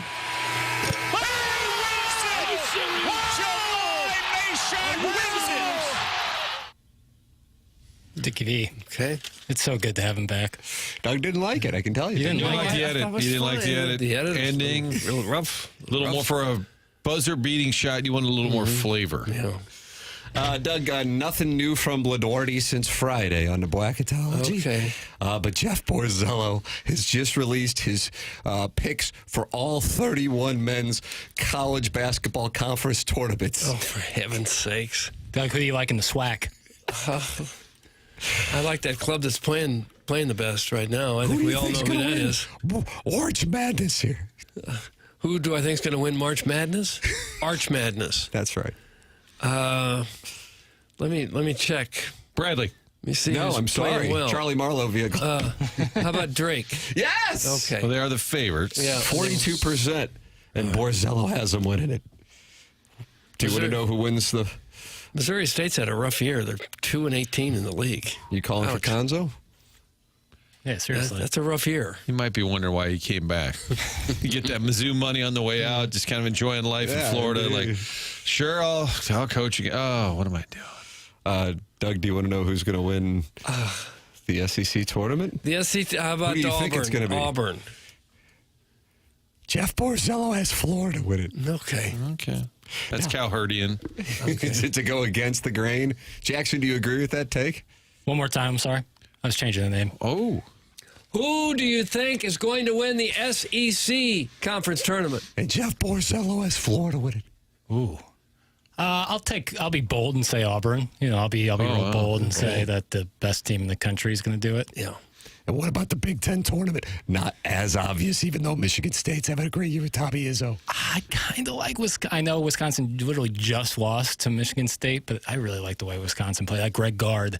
I kind of like Wisconsin. Doug, who do you? I'm going to go with these Fighting Illini. I think they've turned it around. They've eaten Michigan. How would you say that? Michigan. That sounds stupid. Okay. It's Michigan. It's a B. Through the nose. I'll say Illinois will shock them and get healthy and win the Big Ten. How Jeff about that? Borzello has Maryland. Okay. Oh, Maryland.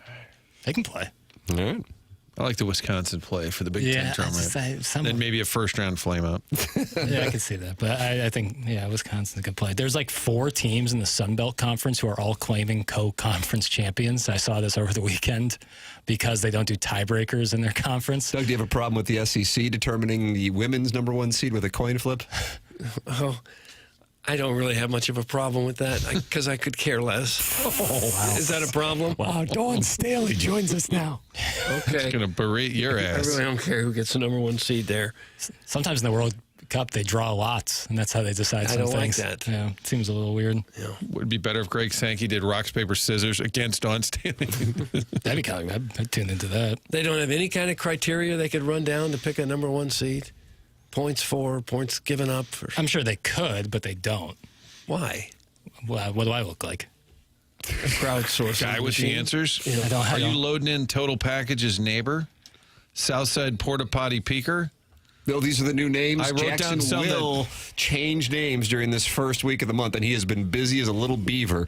If you want to have a name in the Air Comfort Service text inbox, Jackson will change it today through Friday. But once Friday's show's over, Doug, he's done again until April. Okay. I noticed a request to be Edmund's text ringtone. Yeah, I think that's in there.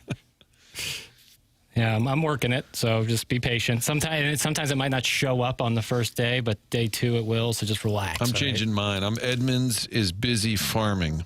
He's a very busy farmer in Tennessee. And in the Atlantic 10, Borzello does not have the Billikens making a run. He doesn't. So Josh Schertz will be able to return to working with us.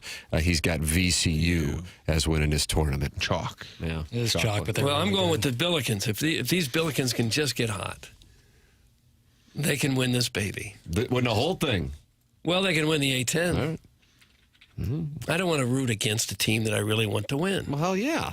That's why I didn't take the under on Missouri's win total last year in college football, which was 9.5. Speaking of which, Brett McMurphy from Circa with the odds to win the college football playoff title. Doug, that just came out this morning. Well, how could it possibly? They haven't had the first practice. Brett McMurphy has it. And we're already deciding who's going to win the thing? Do you want to take a... who the favorite? Gosh. The favorite to win it all next year. Yeah. How about Georgia? No. The stupid pick, I know. What have they done in the last few years? Stupid me. Doggone it. Gosh, I'd like to have that one back. Good for you. Good for you. That's the accountability that Dennis Gates exhibited. Can I have a first letter, please? Oh. Orion State? Hello, la. Ohio State. Yes. Okay. But they're tied with another team. Initials, please. T. Tennessee. No. Ohio State and Tennessee, Texas. Yes. Okay. Not bad. Tim was genuinely excited when he gave you a T and an E, and you'd already picked Tennessee, and then you wagered Texas, and Tim was excited that you nailed it. You can't teach that enthusiasm.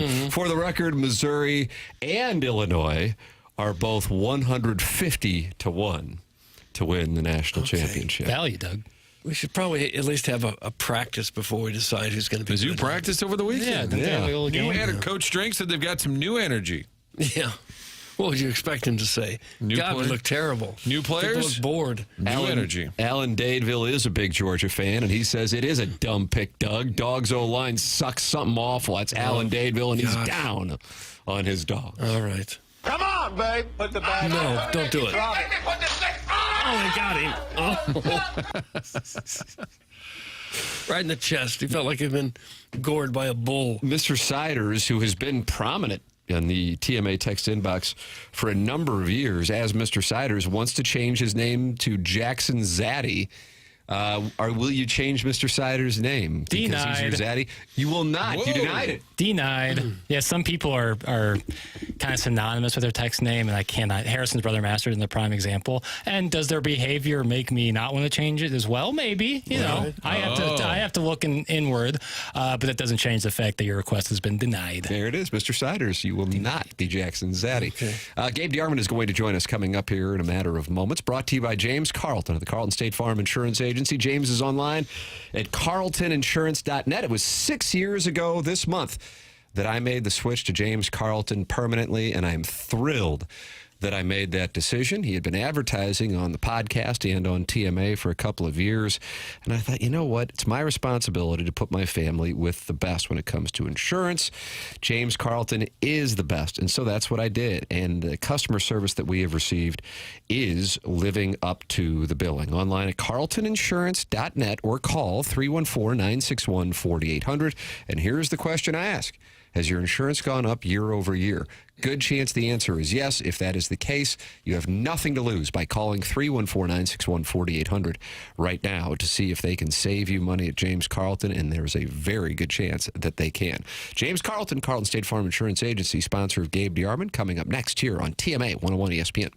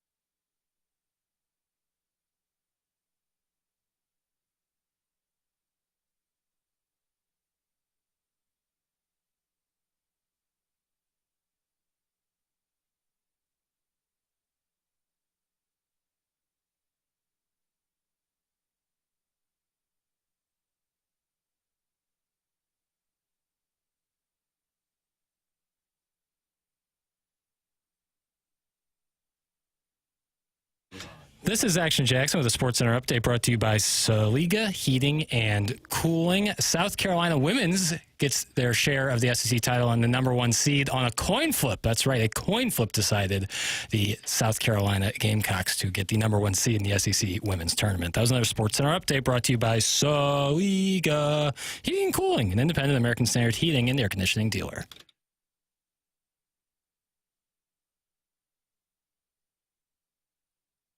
There is a state which I live in, which is called Missouri.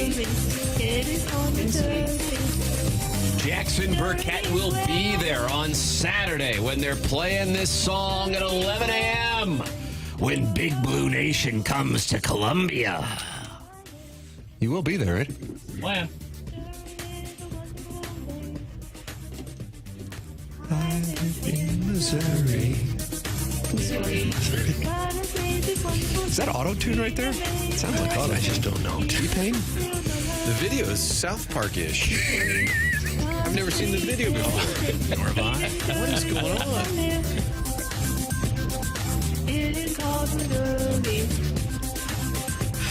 What's this going to sound like in Atlanta in a month, Doug?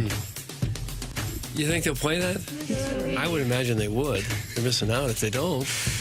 As Missouri enters the cavernous Mercedes-Benz Stadium for their matchup with Danny Hurley and UConn and the Final Four. I'm just telling you what's going to happen. Eminently likable Dennis Gates against Danny Early. The Colonel joins us right now, presented by our friend James Carlton, who is in studio with us. Morning, James. Hey, good morning, guys. Morning, Colonel. How you guys doing? Oh, wonderful. Hey, Colonel, is this the angriest the fan base has been this year during a Missouri college basketball loss? Maybe. Arkansas might have been a little bit worse. I actually understand it on Saturday. I mean, that's not a game Missouri should have lost in any way. That was the first time all year where they just blew it.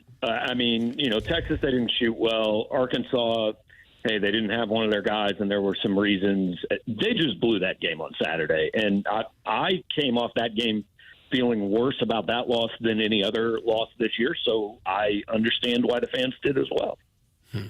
You feel worse about the way they handled the final few seconds of the game? Is that it, or that they just couldn't close it out? I mean, they had a 6-point lead with 2 minutes to go. They had a 4-point lead in the ball with 30 seconds to go. I mean, you have to do almost everything wrong at that point to lose, and Missouri did. Mark Mitchell steps out.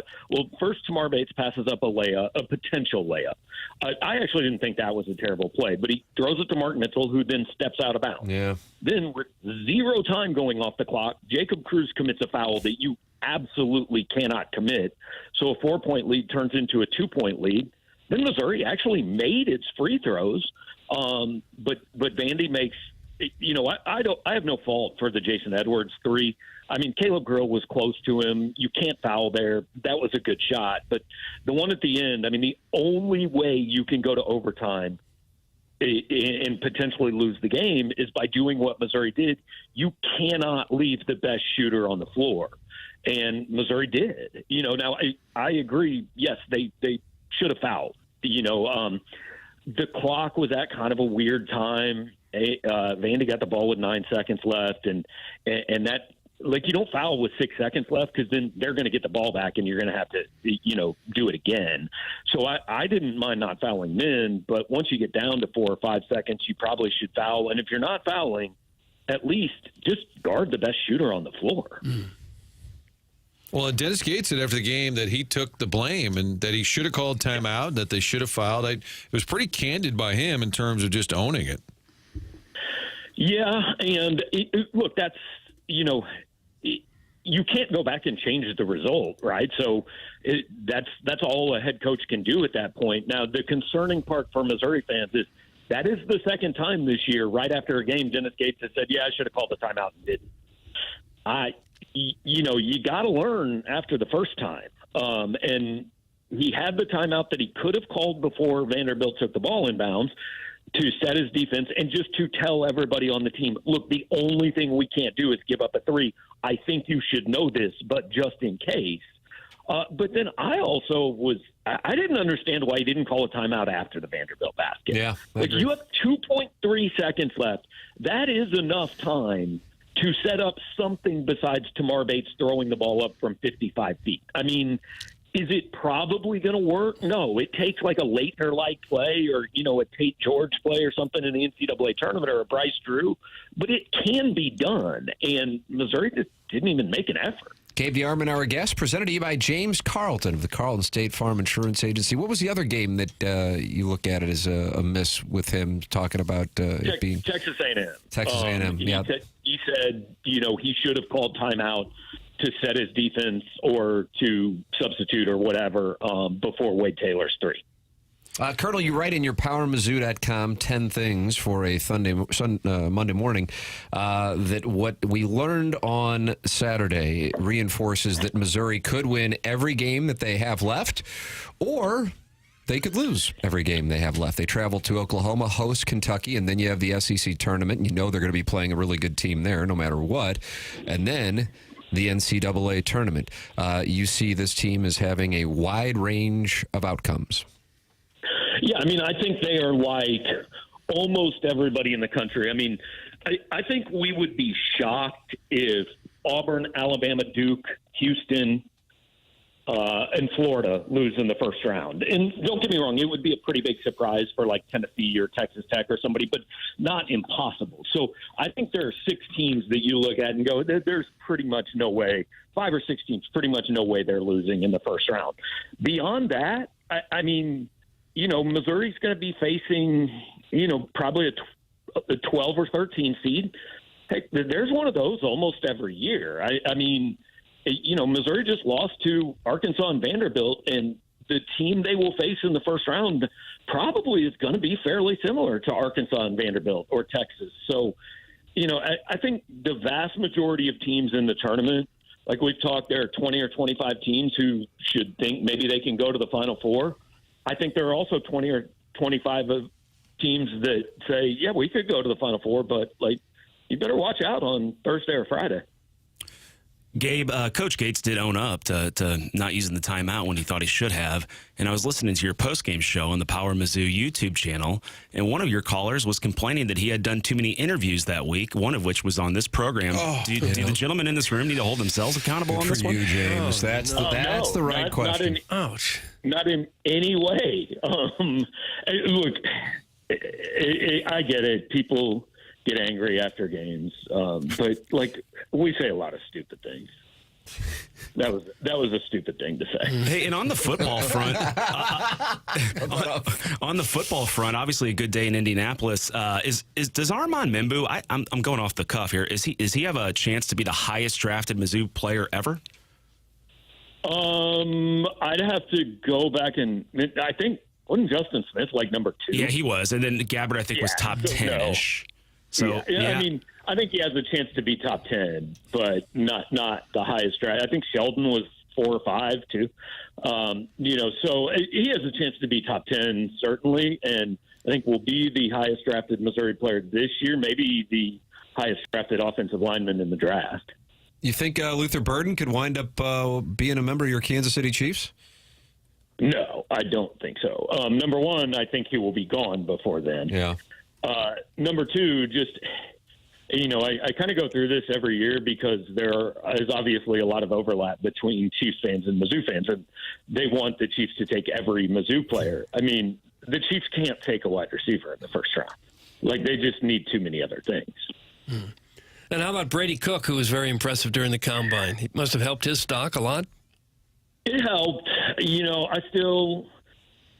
I would think it's still, if he gets drafted, it's 6th or 7th round because, the Combine is important, but it doesn't override everything we've seen. I always question these quarterbacks at Pro Day.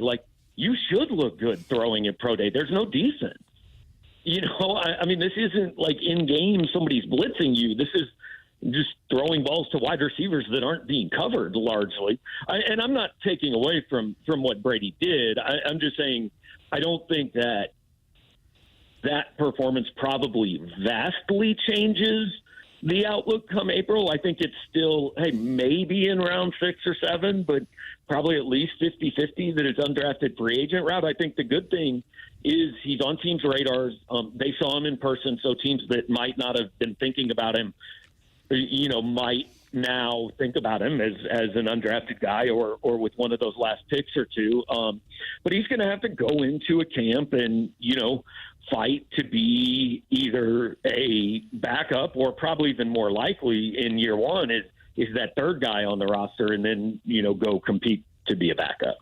Gabe, with Mizzou's spring open now, football spring practice for the football team, what are your top, there's no concern this time of year, but top things you're trying to find out, gleaning for the fan base? Well, first of all, we will find out nothing. Like, I wrote this morning, I'm not going to pretend that we are going to know much more about this team in 3 weeks than we know today because we don't see any live reps. Like, I can't tell you about Bo Prabula versus Sam Horn because we're not going to see either one of them throw against the defense. The offensive line is a big question mark for me, but we're not going to see them block anyone in spring football. Teams have taken the access down to a point that the only reason they give us the access they do is so they can say, well, we let you come watch. So they're not the bad guys. I'll be honest, I've talked with a bunch of people in the media. We all wish they'd just close it. Just say you can't come. Because all it does is make you go over there for 20 or 30 minutes, and then you have to go waste an hour and a half, and then you go back for an interview with 2 or 3 people that the team pre-selects to talk. So they're not really we're not going to talk to the quarterbacks. We're not going to talk to any of these new transfers. They're going to nothing against Dalen Carnell and Joshua Manning, but we talked to them a lot last year. They're probably going to start. I don't really have any questions for them in spring football. Honestly, I wish they'd just tell us, hey, we'll talk to you in August. Gabe DeArmond with us, brought to you by James Carlton of the Carlton State Farm Insurance Agency. Every Monday and every Friday, you can read his work at powermizzou.com. Colonel, always appreciate the time, sir. Thank you so much. All right, guys. Have a good one. You too. That's Gabe DeArmond with us here on the Callier and Thompson phone lines. James, do you like Missouri at plus 5,000 to win the national championship or plus 1,100 to get to the Final Four? Are you firing a bullet on any of those plays? I would never bet on Mizzou. I have too much, invested emotionally already. If anything, back to your old, what was it, emotional risk management? ERM. Yes, maybe that. Maybe bet against them, but I would never bet on them. I can't handle that. Jackson, would you practice? You don't have a microphone. Jackson, can you sign? I can read sign language. If you want to sign me. That you're not. Okay. Wow. Doug, we're the only true sons. I guess. James, will you go to NCAA tournament games? There's a chance if it's close enough. I'm not going to go to Seattle probably, but Wichita, I used to live there. Yeah, maybe pop over there. And what's the scene like in Wichita? Not great. It's been 20 years since I've been there, but I'm sure it's lovely this time of year. Is that right? Yeah, I guess every time I watch Mizzou, they seem like they have the height advantage on every team. Yet they seem to get out-rebounded every game. Mm-hmm. Isn't that kind of basketball 101? The taller team should not get whooped on the boards. Now Jackson's shaking his head. Well, if you're doing nothing but launching three-point shots and you get big rebounds, and anybody can get a rebound. Yeah. A long rebound. But Josh Gray, I meant to ask Gabe about that. He was not effective defensively, I felt like, on Saturday night. And he's the 7-footer that's supposed to be the rim protector. Okay. Jackson disagrees over there. Why would you disagree? He can't speak. No, just yell. Just yell. And we'll repeat what you say. Caleb Grill, is he from Wichita? I think he is. Homecoming. I think Malcolm Briggs is from Wichita. We'll take those calls as well. My parents were from Wichita. Doug's parents We are from Wichita. used to always have to go there on vacation. Sounded like you hated it. It was right. It was rough. All I ever saw was old people in Wichita. Okay. I guess because I was with grandparents and aunts and uncles. It made me think, boy, St. Louis is really an up-and-coming young city. That's all it They say he's even popular in Europe. James, always good to talk it over with you. Thank you so much. Have a great week. You too. That's James Carlton of the Carlton State Farm Insurance Agency. Tim McKernan, Doug Vaughn, Martin Kilcoyne, Jackson Burkett with you on the program. Chairman Curtin manning the phone lines. You're welcome to call in 314-974-0101. Martin, why don't you tell us about Design Air Heating and Cooling? Well, it's real simple. If you have a furnace issue, you call Design Air. If your air conditioner doesn't work in the summer, you call Design Air. Even better, you just get online, set up that appointment. If you want to have things tuned up before the season kicks in, like the air conditioner, sign up at designairservice.com. You're going to get The best service in town, and we can say that because they've been around since 1904. That means they've been doing it right for a long time. That's a lot of satisfied customers. Seth Goldcamp, fourth-generation family-owned business. I love these great St. Louis success stories. Locally owned and operated. On top of all of that, when those technicians come out, they're there to service the furnace, the air conditioner, not to make you a sales pitch. Not going to do that at Design Air, also the longest-running TMA sponsor. In spite of that, you should do business with them. DesignAirService.com is the website to find out more about this long-running St. Louis tradition. Well, unfortunately, in the Michelob Ultra YouTube chat, they are not happy about the topic of conversation, Doug. Master of the Custodial Arts says. You like that? I don't mind it. Yeah. When does the tournament start? Let's get it over with the basketball talk. And then Don Pepe says, you want to do more Arenado talk? And then Master of the Custodial Arts says, I'd rather talk about Arenado 5 times over than basketball. Jackson, there it is. The custodial arts, would that be like plunging toilets and cleaning floors? I think so. Yeah, and giving bad takes. Yeah. That's what the custodial arts are, is giving bad takes in the Michelob Ultra YouTube channel. Don't worry, basketball won't hurt you. It's a very important industry, though. Don't get too scared. Don't worry, basketball won't hurt you. Oh, that'd be a good bumper sticker, Jackson. Yeah, it won't hurt you. A guy named Jose says he'd love to hear more about Arenado. He's on the team. He's happy to be here. Unless he's not here, then he'd be happy not to be here. Yeah. But as long as I'm here, hey, we're better with him. But we're still hoping to trade him. The situation is statically fluid. Statically fluid? And fluidly static, to be honest with you. And between Colorado picking up a chunk of his money and what the Cardinals pay him, he's making like $35 million a year. Couldn't you pretty much be happy with anything at that point? Well, once you have a few $100 million in the bank, you want to win a championship. Yeah, but you still got to be pretty happy. Yeah, I mean, you'd still have to be a pretty big jerk to be a miserable loser because you're not playing with the exact team you want to be on. I think there's a happy medium between like being a miserable jerk and like putting in perspective how much money you're making, which is obviously unbelievable, but wanting more when you have the option to, like, there's options he can have out there, you know? Like, it's just because you're making that money doesn't mean like you have to be a passenger in this journey. Well, but all of us would love to be working with Mitch and the Coonhound somewhere in Seattle. Mitch and the Coonhound? Instead of they got to working, play in Seattle. But we can be happy here. Yeah, I'm happy. Hey, Mitch, your show's going great. Mitch in the mornings, been pretty solid in the ratings, but we think we'll add the Coonhound. Is that a he or a she? Doesn't matter. It's 2025. We're just going to let the audience decide. The Coonhound sits over there, starting Monday. Imagine being upset about basketball talk in March. That's from Big Al. Is that the Big Al who calls in or a different Big Al? Could be different, but that's a great take. Chat. We haven't heard from him in months. It's a great take. He called in like, maybe a month or two ago. Maybe around the Yuletide season. Chief Jay Strongblow wants to talk about John Cena's heel turn, Doug. I was seeing that on Twitter. Boy, that is important. I guess I can pull the audio. What happened there? John Cena's a heel for his farewell tour. Okay. Does that make The Rock also a heel? Yes, the final boss is the heel right now. Who's the final boss? The Rock. Nice The show Rock. prep, ass. That's it, like, okay. Right. And for some reason, Travis Scott is also involved in this little storyline. So yeah, I don't get what's going on. So for John Cena to do a heel turn, what would he? So he's normally a good guy, and he went bad. I saw him kick somebody. Yeah, he's been nuts. a good guy for his entire career, and he's on his farewell tour now, and he was able to win the Elimination Chamber match on Saturday night, so he'll be facing Cody Rhodes for the Universal Championship. And he embraced Cody, but then he gave him the low blow and kind of aligned himself with the final boss. Wow. Sounds like Larry Nichols' job's in jeopardy based on what I just heard. Yeah, Chairman Kurt knows. But I don't know if Chairman Kurt has the sources Larry has. Larry has some really good sources in the industry. He knows some of the writers. Couple bad runs at the old box office, and Dwayne The Rock and John Cena are back in the squared circle, putting the jean shorts on again. Yeah, I'm wondering what this will mean for John Cena's Make-A-Wish situation. He's always been a champion of the Make-A-Wish Foundation. I don't know if he's going full heel or...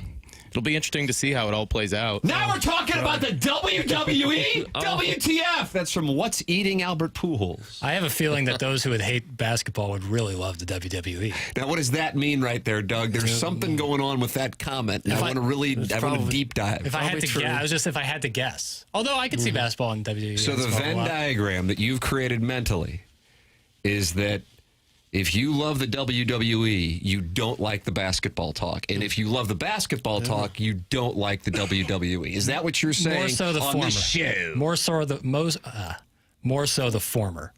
I think if you really hate basketball, you're probably pretty into the WWE. But maybe not. Maybe not. But with Jonte Porter's antics, we know that both sports can be fake. Sure. Can be thrown. Sure. Boy, you love bringing up Jonte. If you'd only bet on WWE, things would have been fine. Yeah. Talk about the UFL quarterback situation. That's from Wright City Hoss. Right Doug, City Hoss. We're I like that wedding name. DJs. We're taking requests from the audience for the topics because they don't want to hear Jackson talking about basketball. I'd like to see Brady Cook have a huge year as quarterback of the St. Louis Battlehawks. There you go. And then get a shot in the NFL. Well, they've already got 3 QBs. Where would we play them? Well, they can all ride fine pony. Log jam? A log jam at QB? What are they talking about in St. Louis in Sports Talk Radio? The log jam at the quarterback position for the Battlehawks. You got 3 guys for 1 job, Tim. Think about it. Guys, this audience is loaded with exterior county folk who love a morning Pepsi. That's from the self-made stay-at-home Ledoux. Really? What does that mean? I don't even know what I'm reading. Pepsi. Gosh, I used to like a morning Diet Coke. I'd rather watch Adrian Brody's dumbass acceptance speech last night on repeat for 24 hours than watch a second of the NBA. That's from Mr. Licks. While we were in the restroom, and there was a conclave in the restroom. Mott was in there, Jackson was in there, and I was in there. Doug, you were excluded from the conclave. Yes, I was. And I, of course, because I can't piss without watching TikTok, I was going, some rando on TikTok is saying Adrian Brody's acceptance speech was the worst speech of all time. I didn't see it, and I knew that Jackson had, and I said, what was the deal with his acceptance speech? He tossed his gum to his wife, like he's chewing gum, and that's Harvey Weinstein's ex-wife? Is that right? I don't know. I believe so. They played the music to get him to shut up, and he said, said, no, turn the music off. I've been up here before. I'm going to keep going. Oh, is that right? I didn't think that. I think he was kind of like playing into it. I didn't think that he was. But he did it. They turned the music off, and he kept going. Because it's the best actor. He should be able to. That's where you give the runway. You give it to best actor and best actress. That's who people want to hear. What about Zoe Saldana? And Doug didn't like her that. too. Well, I don't. Mommy, give me. She was honoring. They all have grandma. mothers, and they probably all have grandmothers, but they're not up there crying, going, "Mommy, give me a break." What I would say on Brody, he just tossed his gum to his wife. I don't know if that was a little odd. He could have swallowed it, I guess, but I don't know. Maybe he's worried about his esophagus health. I think we all are. Once you start choking, once you choke, you immediately worry about that esophagus. Yeah, so I don't. But that's just as a prisoner of the moment take. So there was an Adam Sandler bit. He came in wearing baggy shorts and hoodie. What was the bit about? You want to just hear it? Oh, my, sure. Really comb through that Fun with Audio section and print out that dossier for you. Wow, did I just get? You got backhanded for not looking at the dossier brought to you by Stiefel that Jackson printed out for you. The most passive aggressive. Well, he's in a bad place because Doug's going after Zoe Saldana, and the entire audience is going after the sport of basketball. I don't really care about the dossier. I didn't even see Emilio. I don't think I deserved a muttered beatdown. All right, how about some Conan and Sandler? Will that get you right? Here. Conan, what's up, my brother?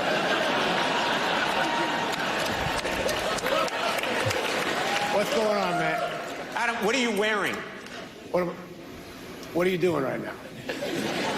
I'm asking you what you're wearing.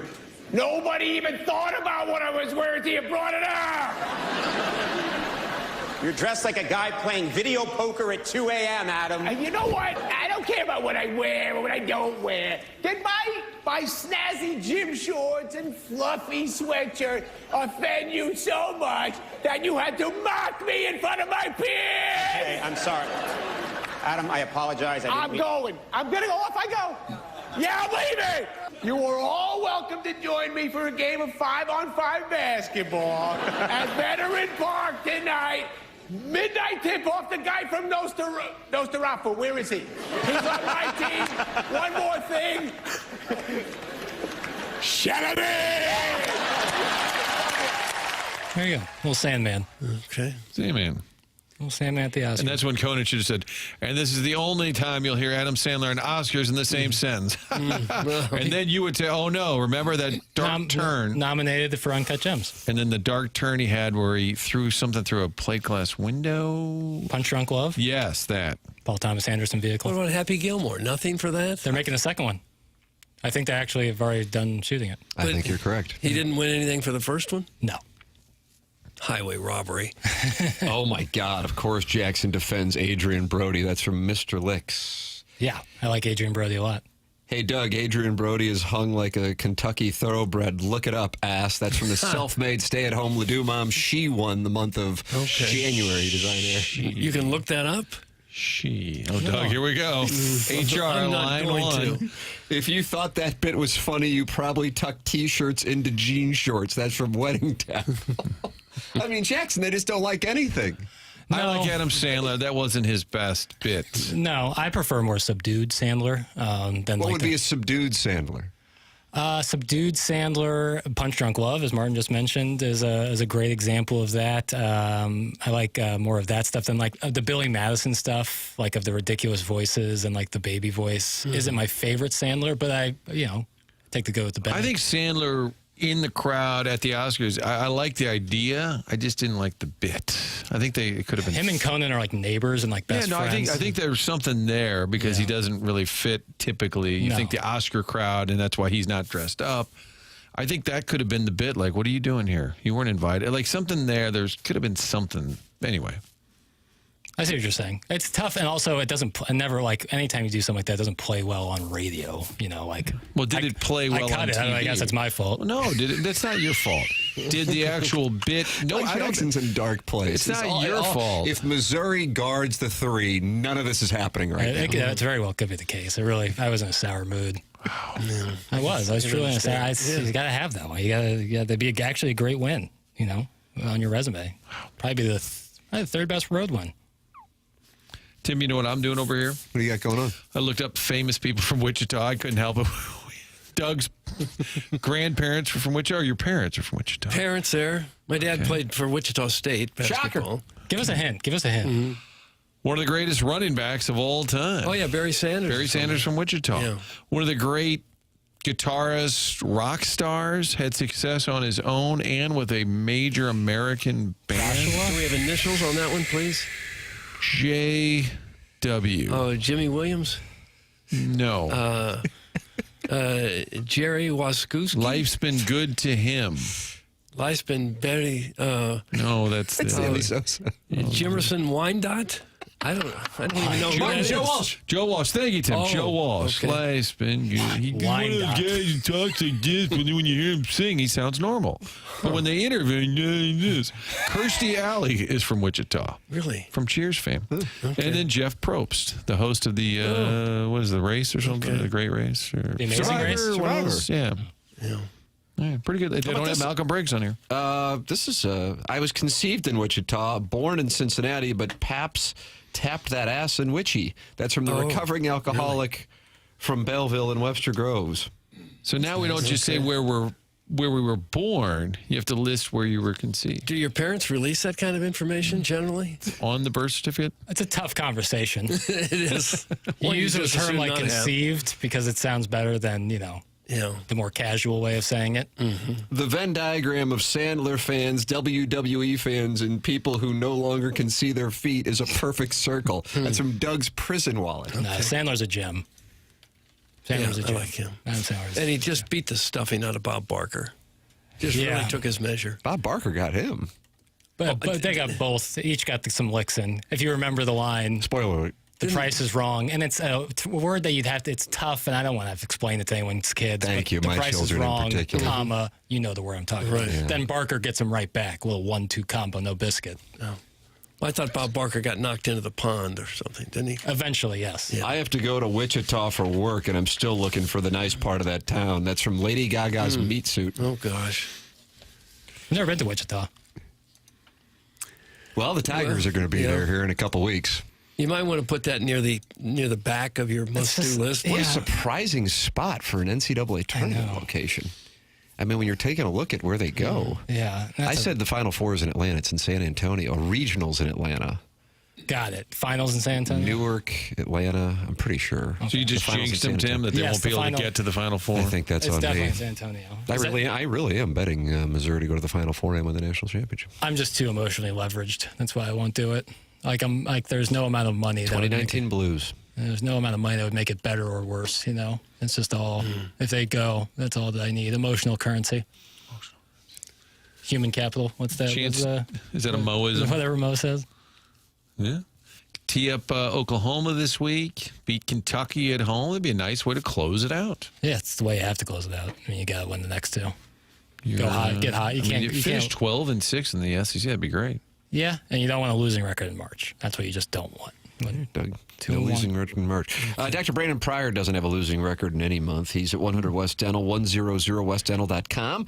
And if you are interested, no phone calls needed to get in. Just check the calendar online and availability and book right then and there.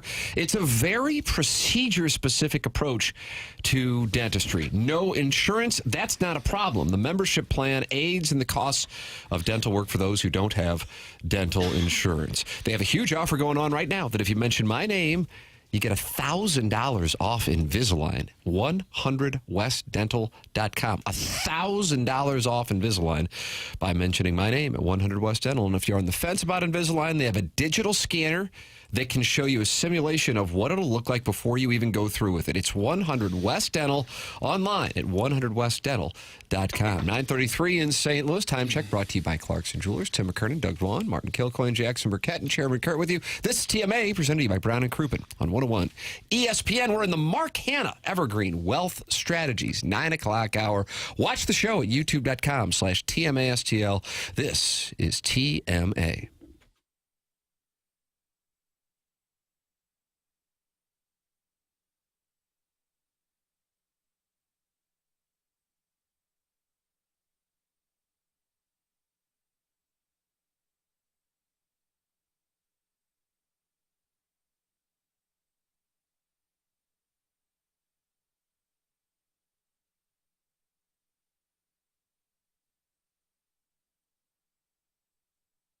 Hey, there's still time for you to sign up at Together Credit Union. A chance in 2025 to be part of something they launched, a brand new high-yield checking account. It's called Empower Checking. And with Empower Checking, you can earn above-market interest on the money that you keep in that day-to-day checking account. Interest paid to you each month. That checking account rewards you for balances, not activity. Know about Together Credit Union. When you're a member of this locally owned operation, you're an owner. It's not like a bank where there's stockholders. You, in fact, are an owner when you sign up to join and be a member at Together Credit Union. To apply for the Empower Checking, just go to togethercu.org or stop by any of those 14 local St. Louis branches. Work directly with one of their amazing member advocates. Get signed up in person or online. Get paid to save with Empower Checking. What a great idea. Visit togethercu.org/empower for full terms and details. Membership eligibility is required. Together Credit Union, federally insured by the NCUA.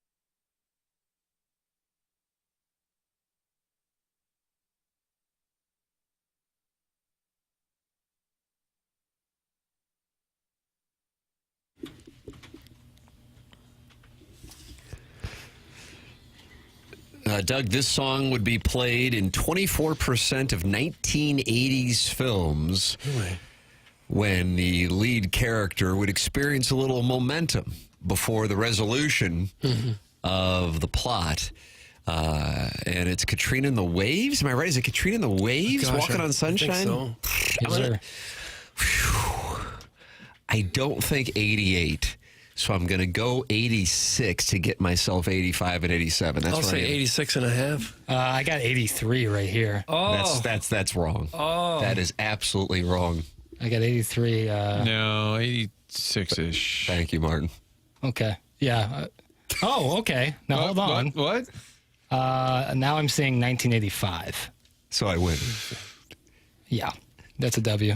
April 15th, 1985. April 15th, of course, the day Lincoln died. Shot on the 14th, died on the 15th. And that's why that song was written. Probably. Would have been, I'll do some math in my head, 120 years later. April 15th, 1985. Okay. Tax day. I guess they didn't have taxes in Lincoln's time. Federal income tax, probably not. Let me find out. I don't think they did. That was a Major League Baseball commissioner. Okay. You miss out on the resolution here. Rob Manfred is considering a petition filed by the family of Pete Rose to have him posthumously reinstated from the league's ineligible list. A league source confirmed to The Athletic. Manfred's decision to consider the petition was first reported by ESPN. Pete Rose's attorney, who represented Rose until his death on September 30th last year, met with Manfred and MLB spokesman Pat Courtney, along with Rose's daughter, Vaughn Rose, on December 17th, according to a league source. Rose's family filed the petition for reinstatement on January 8th. And then the attorney told ESPN that the aim of the petition was to seek induction into the Baseball Hall of Fame, which had long been his desire and is now being sought posthumously by his family. This has been what I thought was going to happen ever since watching that, was it a four-part story, a four-part series on ESPN? I think it was last year, might have been on HBO. And I thought, I can already see what's going to play out here. They're not, it's almost going to be like the ultimate torture for him. He's not going to go in while he's alive, and within a year of his passing, they will have the momentum to get him in. I believe the earliest he'd be able to get in would be 2028. But that is what is transpiring per The Athletic and ESPN. And Trump has said he's going to pardon Pete Rose for gambling. I don't know if that'll play into this at all, but it might. I hope he gets in. I do. What do you think about the fact that the timing of everything? Yeah, that's unfortunate for him. But, I mean, in other words, if he were still alive, I don't think there'd be any of this going on. They waited when they said for life. That meant for life. But that didn't mean for eternity. It is kind of sad if some old guy that's all he wants, he dies. Oh, then you get in. I do hate when that happens. And Buck O'Neil. I was just going to say, Buck O'Neil is the one that stands out to me the most. And everybody loved Buck O'Neil. Everybody says, great what was guy. It, the year after he passed, he was in? And he lived forever. And then there was plenty of time to get him in there. And then right after he died, that's exactly who I was thinking of. Now, Rose is not as nearly as likable a candidate, of course, as a Buck O'Neil. But people liked him. I think he was largely a popular guy as a player and a manager. Right. I'm just saying, like, Buck O'Neil had no detractors, whereas Pete has some. Yeah. And Buck lived to be 94. If they just had a little more time with him on this planet, they would have got it done in time. But I think Rose, at some point, you can have, and this is what's been said even about some of the steroid who were alleged and didn't admit it, were never caught, alleged, you could have them in the Baseball Hall of Fame, and you could have some caveat or asterisk. I mean, I think you could just tell their story. Pete Rose, who is the greatest batsman, whatever, all these things, and say who also was caught gambling at a time when... Don't say batsman, though. I like that. One of the greatest hitters of all time. I prefer batsman. I kind of channeled my inner Jackson there with just an odd word choice. The greatest home run hitter and possibly the greatest pitcher, Roger Clemens, neither one are in. Throwsman? He's a pitchman. I think you could get him in and just say, here's part of their story, which with Rose, that certainly is you wouldn't ignore it if you put Pete Rose in. Nothing to see here. He was a great batsman. Stop saying batsman. Next topic. It is kind of sad. When his son made it to the big leagues for a minute. Yeah. White Sox Jr. was in there. Rose was a fun guy to watch play, that's for sure. He took that All-Star game seriously. No, he didn't. He took everything seriously. He was kind of a power Hoosier. You know, he was rough around the edges. The white flat bill. Yeah. The eternal white flat bill. I mean, when Ty Cobb had his final base hit, I'm sure he visualized decades later a gentleman with a rat tail breaking his record. Power Hoosier. Yeah, he was. He was rough around the edges. Didn't always say the right thing, but would do anything to win a baseball game. Would run through a brick wall to win a baseball game. What's the most famous rat tail in history? That's a great question. Gosh. I mean, Pete Rose is certainly crowdsourcing for rat tails. most famous person with a rat Maybe tail. one of those guys in the Revolutionary period where they wore those wigs that seemed to have a rat tail on the back of them. I'm going to find out. Jim Gray, who kind of pushed Rose on the topic. Then I think it was a week later, during the playoffs, I believe, and it was Chad Curtis of the Yankees, and it was live on TV. Remember that? And he said, I'm not talking to you after the way you treated. We made a decision not to talk to you, and dusted Jim Gray on live television. Right. Because he didn't. Because Gray got Pete at like an All-Star game. Yeah, right? that was at the World Series, and they were having a celebration of the best players of the 20th century. I think it was the 99 World Series. And it's you could argue maybe not the best time for it to push him on the topic, but you could also argue when else are you going to get that access, or when are you going to let him clear the air once and for all? But it did not sit well with the current players. Pete talked to everybody. I'm not sure he turned down very many interview requests. I interviewed him at Joe Buck's golf tournament. What I remember is he had these glasses on, and they had little alligators encrusted on the corner. Power kind of to Doug's point. And I just, we talked about the golf tournament and being back. He loved Whitey Herzog. He loved the Cardinals. He loved talking about baseball. And I did say, well, where would I get a pair of those glasses if I was looking for a pair? He said, well, it's hard to find glasses that have little alligators encrusted in the corner. I said, I bet it is. And he never really did give me a tell on where he found them. And then when we put him on TV that night, Doug, we put Pete Rose, great batsman, and then we added Power Hoosier underneath. You should have. Yeah. He was playing second base when Stan Musial finished his career, hit a ground ball single to right. Pete Rose was rookie second baseman for the Reds that day. How about the generations being tied together? And what was the last year Pete Rose played Major League Baseball? He was player manager. 84-5-ish? I'm going to go later than that. I'm going to go later than that. If the over-under is 85, I feel real good about the over because he broke the record. Eric Shaw, Ken Wilson on the call. Oh, baby. With the base hit. Was that September of 1985? I don't know the date. And the Heat was on? So it says as a manager, he started with the Reds in the 1984 season. But he also was a player at the same time. The rare player manager. Yeah. August of 86 was the end of his career. Last MLB appearance. He continued to manage the Reds until 89, is what it looks like here. So that means he faced Dwight Gooden, and Pete Rose played in the same game as Stan Musial. Dwight Gooden played all the way into the 2000s, if I'm not mistaken. And probably cross paths with somebody who's still playing right now. Probably, did Dwight Gooden ever face Albert Pujols? My point being, you can go all the way back to Stan Musial, who played with whoever you'd want to name, and that's baseball is separated by a mere 4 players to cover damn near a century. Fascinating little time exercise. That was Mike Shannon's great line. He said, I was high school teammates with Stan Musial's son, and then big league teammates with Stan Musial. Guys, I was born September 11th, 1985, the day he broke the record. How about that? That's from Bom Skan Scoobian. Oh, what kind of a name is that? New Kids on the Block performer Jordan Knight had a long braided rat tail. That's what it says here. Hold on, I'm sorry. I'm sorry. I was braided. I forgot where we were going here. Yeah. Well, some people do the rare move of totally shaved head except for the rat tail.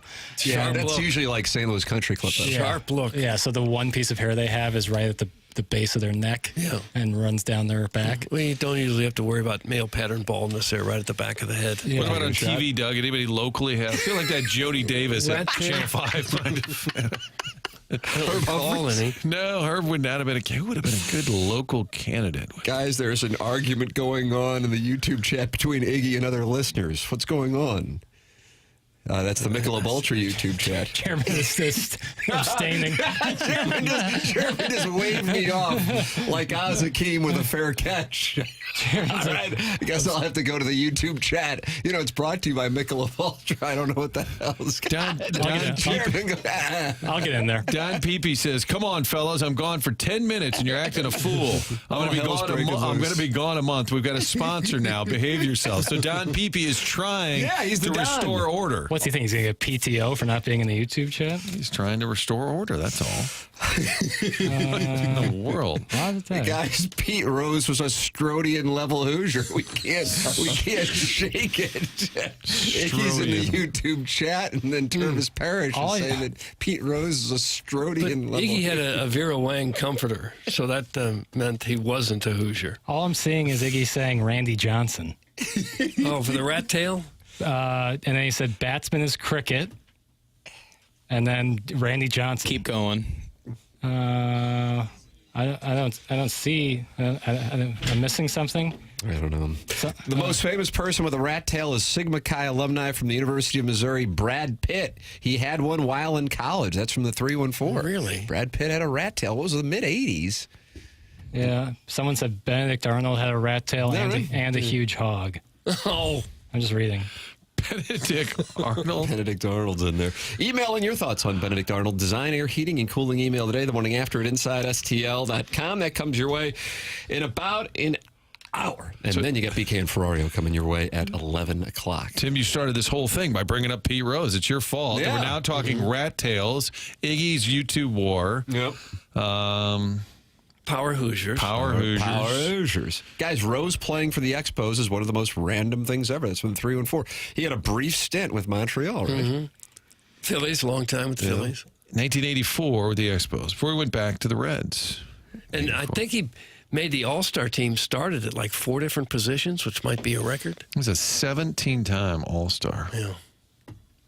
But we agree he's going to go to the Hall of Fame. We're in agreement. I think now it'll happen. As a unanimous. I hope so, yeah. And I think a lot of the, and certainly he deserved critique, but I think a lot of the people who just despise the idea of him being in the Hall of Fame, whether they're writers or maybe even other members, can live with it now because they never want to probably face him and have him say, I told you. They just don't think they wanted to deal with him.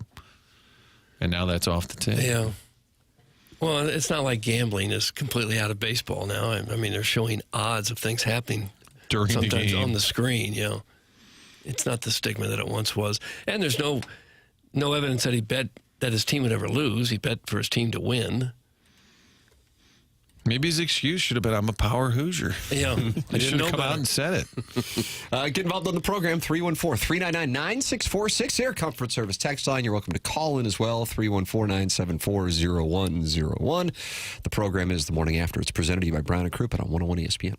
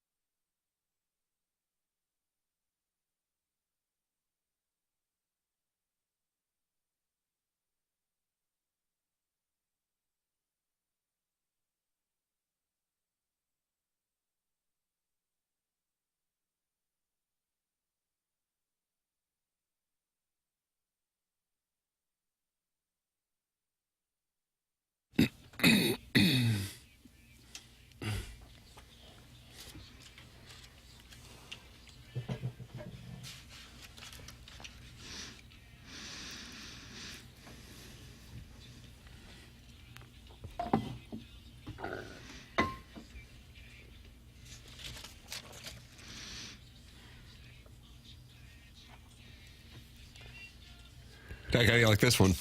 This one's pretty good. Wonderful. Wonderful tune.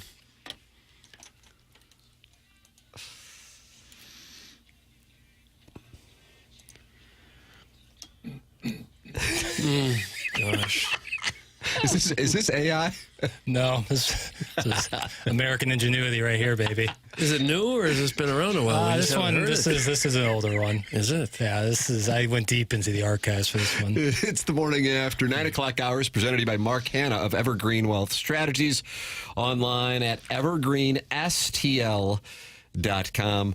Martin has to leave at 10 o'clock, and that's a hard out. Weather and traffic on we got a little wiggle room today. Oh, wow. Things are sliding. Yeah, I mean, 10:08, 10:09. Nice. Yeah, let's not get crazy. Let's not get crazy because I don't want to offend corporate. Email in Design Air Heating and Cooling email today, the morning after, at InsideSTL.com. Hey, guys, there's a mutiny in the YouTube chat. Is it really? Oh, no. I didn't even bother to go in there during the commercial break. I left the YouTube. I didn't know a mutiny had break. I like 262 people are in there and they're arguing? I don't know. I see somebody's talking about Bryn Smith. That doesn't seem like a topic that would usually upset people. Right-handed pitcher with a big beard. That's right. And he was with the Cardinals. Was that 92? I just don't know the years, Had Tim. a perfect game, but it rained out, so it didn't count. Maybe a 5-inning, something like that. He was a good pitcher there for a while. John Denton has this column on the Cardinals conundrum. Do you like that? I'll let it go. In a perfect world, defensive ace Michael Ciani and or speedster Victor Scott would handle the center field duties for the Cardinals in the season ahead, but instead the club is considering working corner outfielder Lars Nootbaar into the mix. In a perfect world, Cardinals 2023 Minor League Player of the Year Ivan Herrera would show dramatic defensive improvement as a catcher, fulfill his enormous potential as a hitter, and grab control of the starting job instead of battling Pedro Paz for reps behind the plate. In a perfect world, Matthew Liberatore would be in the bullpen instead of being stretched out as a starter. Rookie Michael McGreevy would already have a spot locked down in the rotation, and 24 standout Andrew Kittredge would still be setting up games for Ryan Helsley instead of pitching for the Orioles. However, as the Cardinals are quickly learning this spring, roster composition rarely operates in a perfect world. Those issues are some of the ones that St. Louis is already grappling with as it tries to project a potential opening day lineup. Part of the club's dilemma is the fence-straddling position it finds itself in following a frustratingly unproductive off-season. And that is where the Cardinals sit on their first team-wide off day since camp started up when we were down there 3 weeks ago. Hello again, everybody, and we're talking Cardinals spring training baseball here on 101 ESPN. Good morning. Hello. Fence straddling, is that what he said? Yep, and that's one of my issues with what the organization's been doing for the last decade, which I think has brought them to this point. Doug, pick a lane, stay in the lane. Okay. Season 2024, sitting this one out. Oh, I don't like that. What happened to could be worse? Could be worse. Well, Victor Scott has hit pretty well this spring, so there's some hope there. That would enthuse the hell out of me as a child of the 80s to see him at the top of the order and stealing bases. Mason Wynn's on a mission to steal 30 himself. Running Redbirds. The heat is on 40 years later. All right. There's not a whole lot of teams doing that these days. Most teams slug their way to wins and championships. I don't think the Cardinals are going to out home run anybody. Baker is leading the club with 2 home runs. Nolan Gorman has 1 hit. Maybe they're going to Suck it, Doug. Okay, stop it, ball game. They're just working on things, Tim. When you don't hit in Florida, you say you're working on Looking at pitches. Yeah. Really? Yeah, that's what they do. Well, Nootbaar is one of those guys that they really need to step up and advance to the next level because they look at him. He's got all the physical tools you could possibly want. Everybody seems to love the guy. He just has to be more consistent with the bat. I feel like they tried this with O'Neill, like just decide, okay, he's a center fielder now, and just everybody get out of the way. And you're forcing Newt into center when you do have some pretty good defensive options, at least. That's the domino effect of not having guys move on or not being able to move guys who wanted to move on. Alas, here they are. Are the Cardinals in win now mode? Or are they building for the future? Are they resetting around their young core or locked into playing vets still in the mix? Are the baby birds, Youngry Birds, plucky enough to surprise everyone and get to the playoffs, or are they destined to finish just short of the postseason like they did in 24 when they went 83-79? That is what John Denton writes in his piece on MLB.com this morning.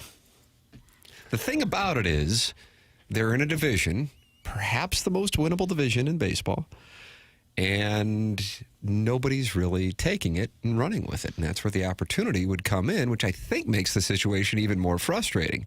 Because when you look around the division, you go, well, I guess it's not bad that Contreras and Gray decided not to request a trade. And maybe it's not a bad thing that Arenado wasn't able to be moved, because maybe they'll be able to stick around the division and all of a sudden the Cardinals find themselves in a pennant race.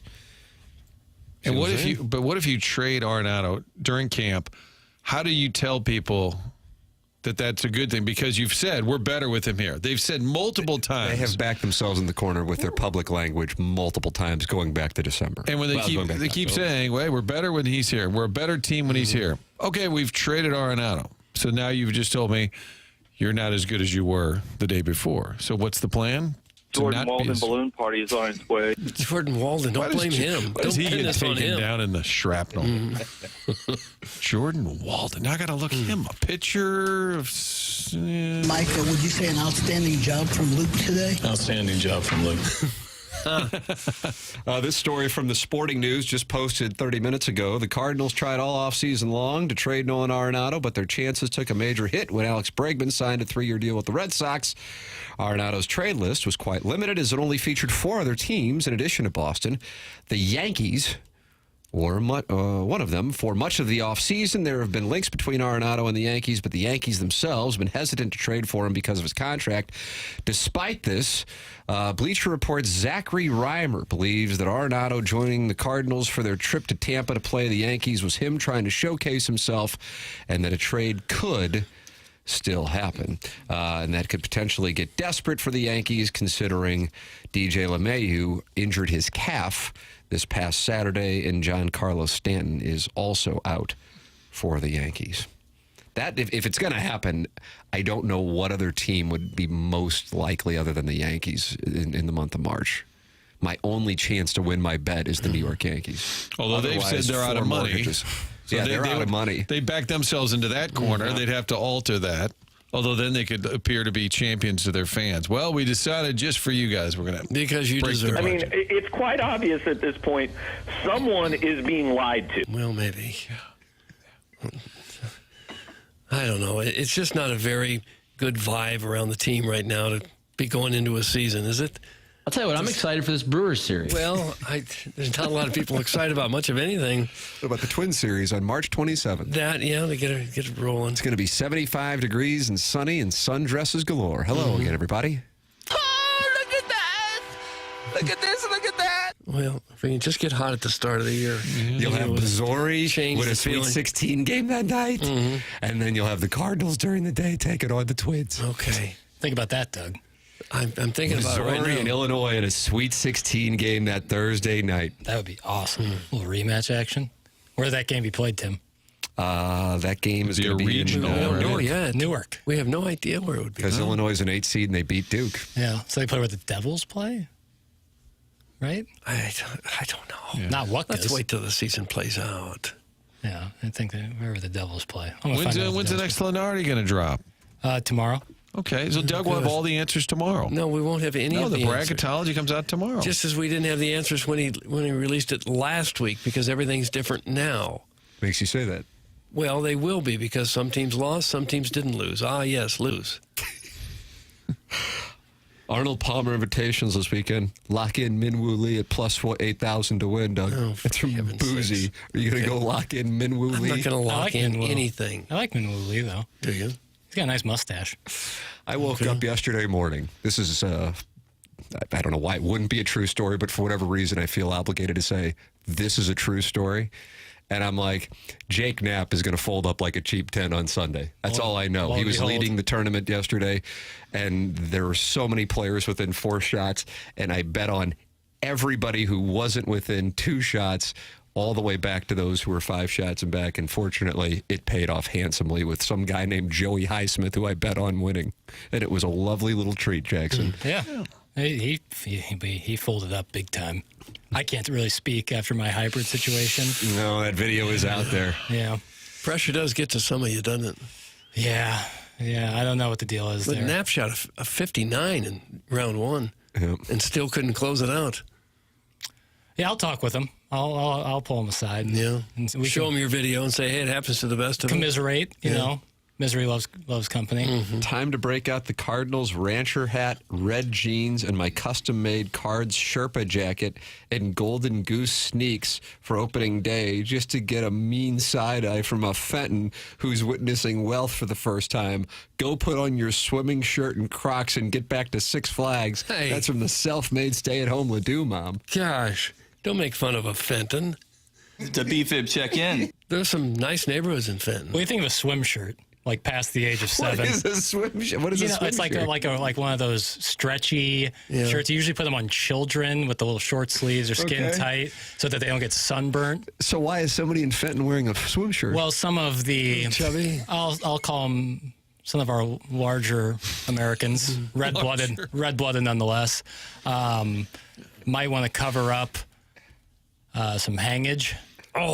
Possible overflow. Hangage. And to do so, maybe a swim shirt. these can medical help them. terms? Well, it's better than wearing like the Hanes T-shirt that gets see-through when you're at Hurricane Harbor or elsewhere.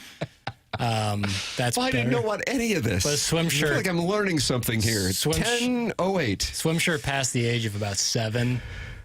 It's a choice. Yeah. It's a choice I wouldn't make. Well, where would one acquire one?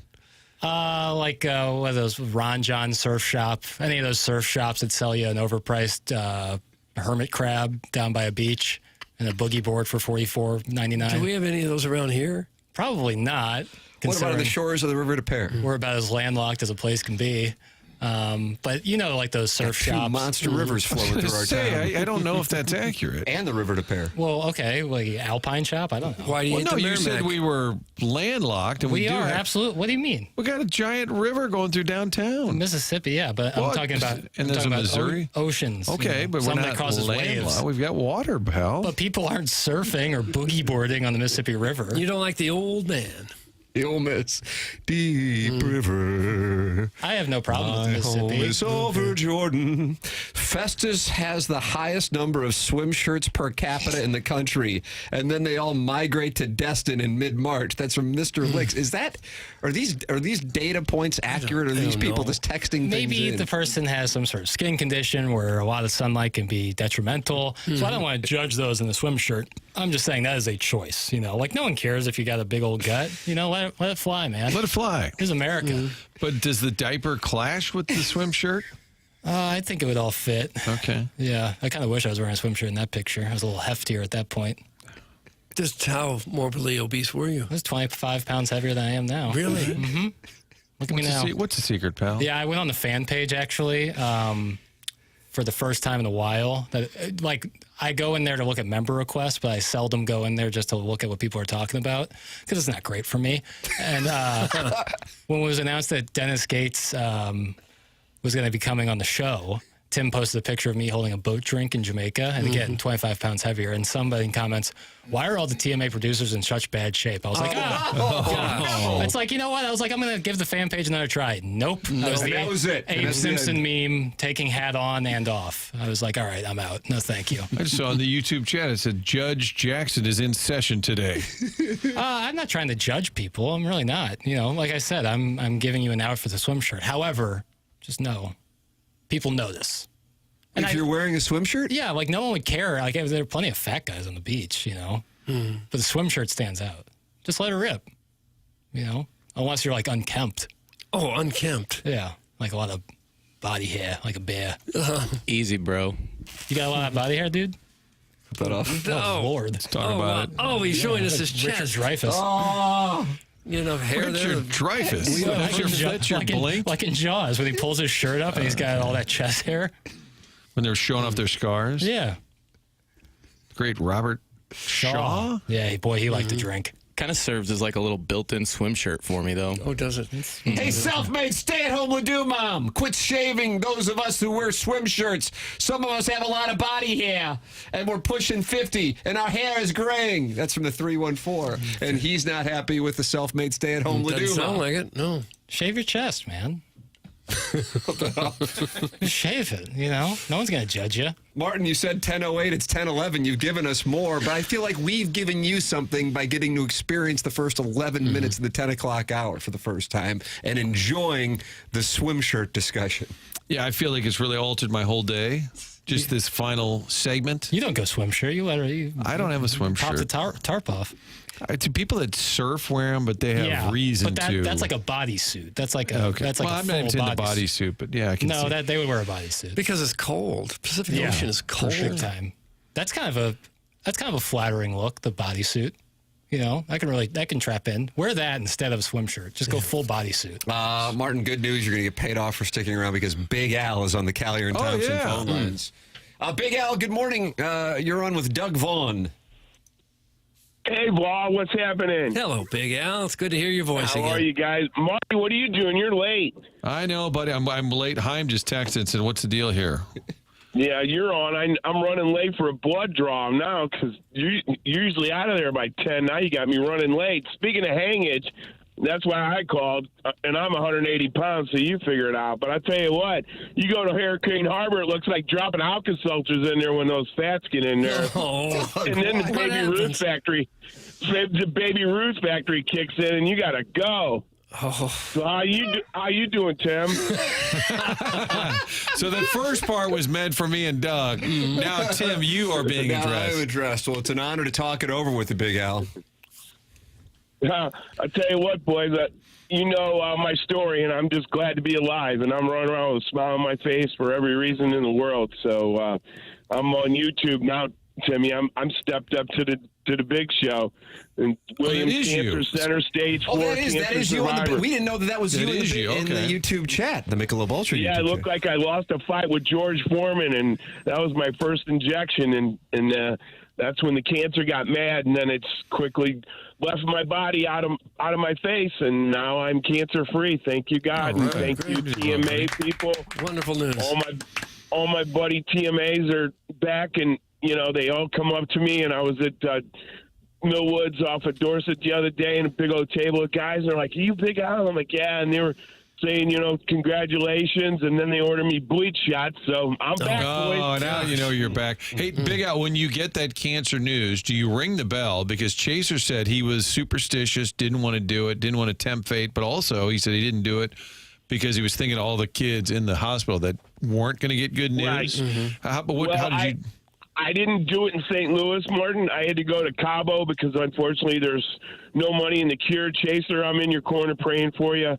But they didn't want to fix me up here, so I had to go to Cabo. So what I did was, when I went down there for my last treatment, and then after that, my doctor said you don't have any, but I'm giving you a just in case shot. And I got drunk on margaritas and got thrown out of Cabo Wabo's cantina down there at Sammy's place. Yeah, right. I got a little Wabo. Red Rocker, Doug. Oh, yeah, I got Wabo's bad.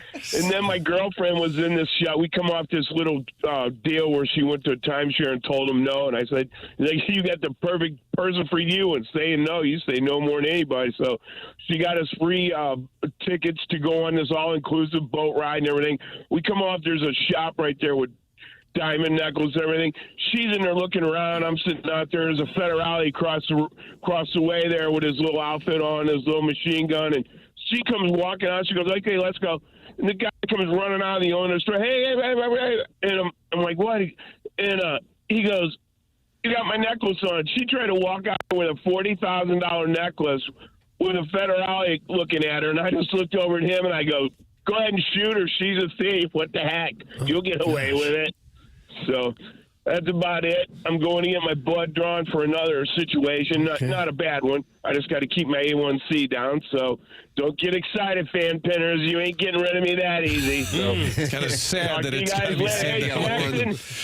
Jackson, you've come a long way, buddy. I'll tell you what. You used to sit over there like a frozen a frozen turd and not do much. But I'll tell you what, now you're really jumping in there. And Kurt, thanks for answering the phone. All you do is don't even say hi, because I guess my name's up there.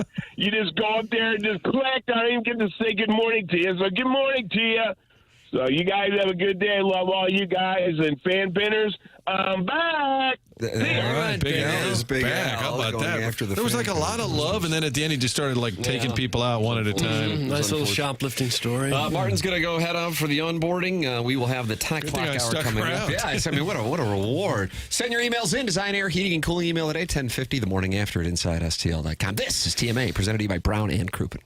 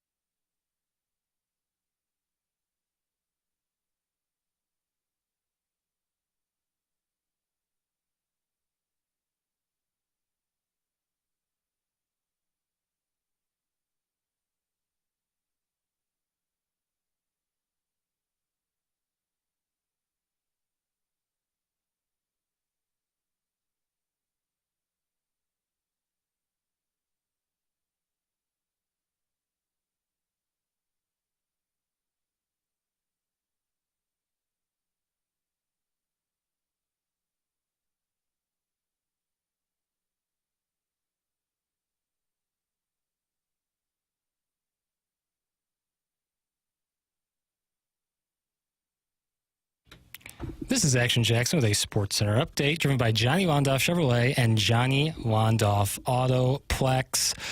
Sources are saying that Florida State and Clemson expected to reach a settlement with the ACC and their revenue distribution strategy that would solidify the conference's membership for the near future. Sources are telling ESPN today. Those are their Sports Center update driven by Johnny Londoff Chevrolet and Johnny Londoff Autoplex. See them at Londoff.com. Chevy, together we drive. Are you kidding me?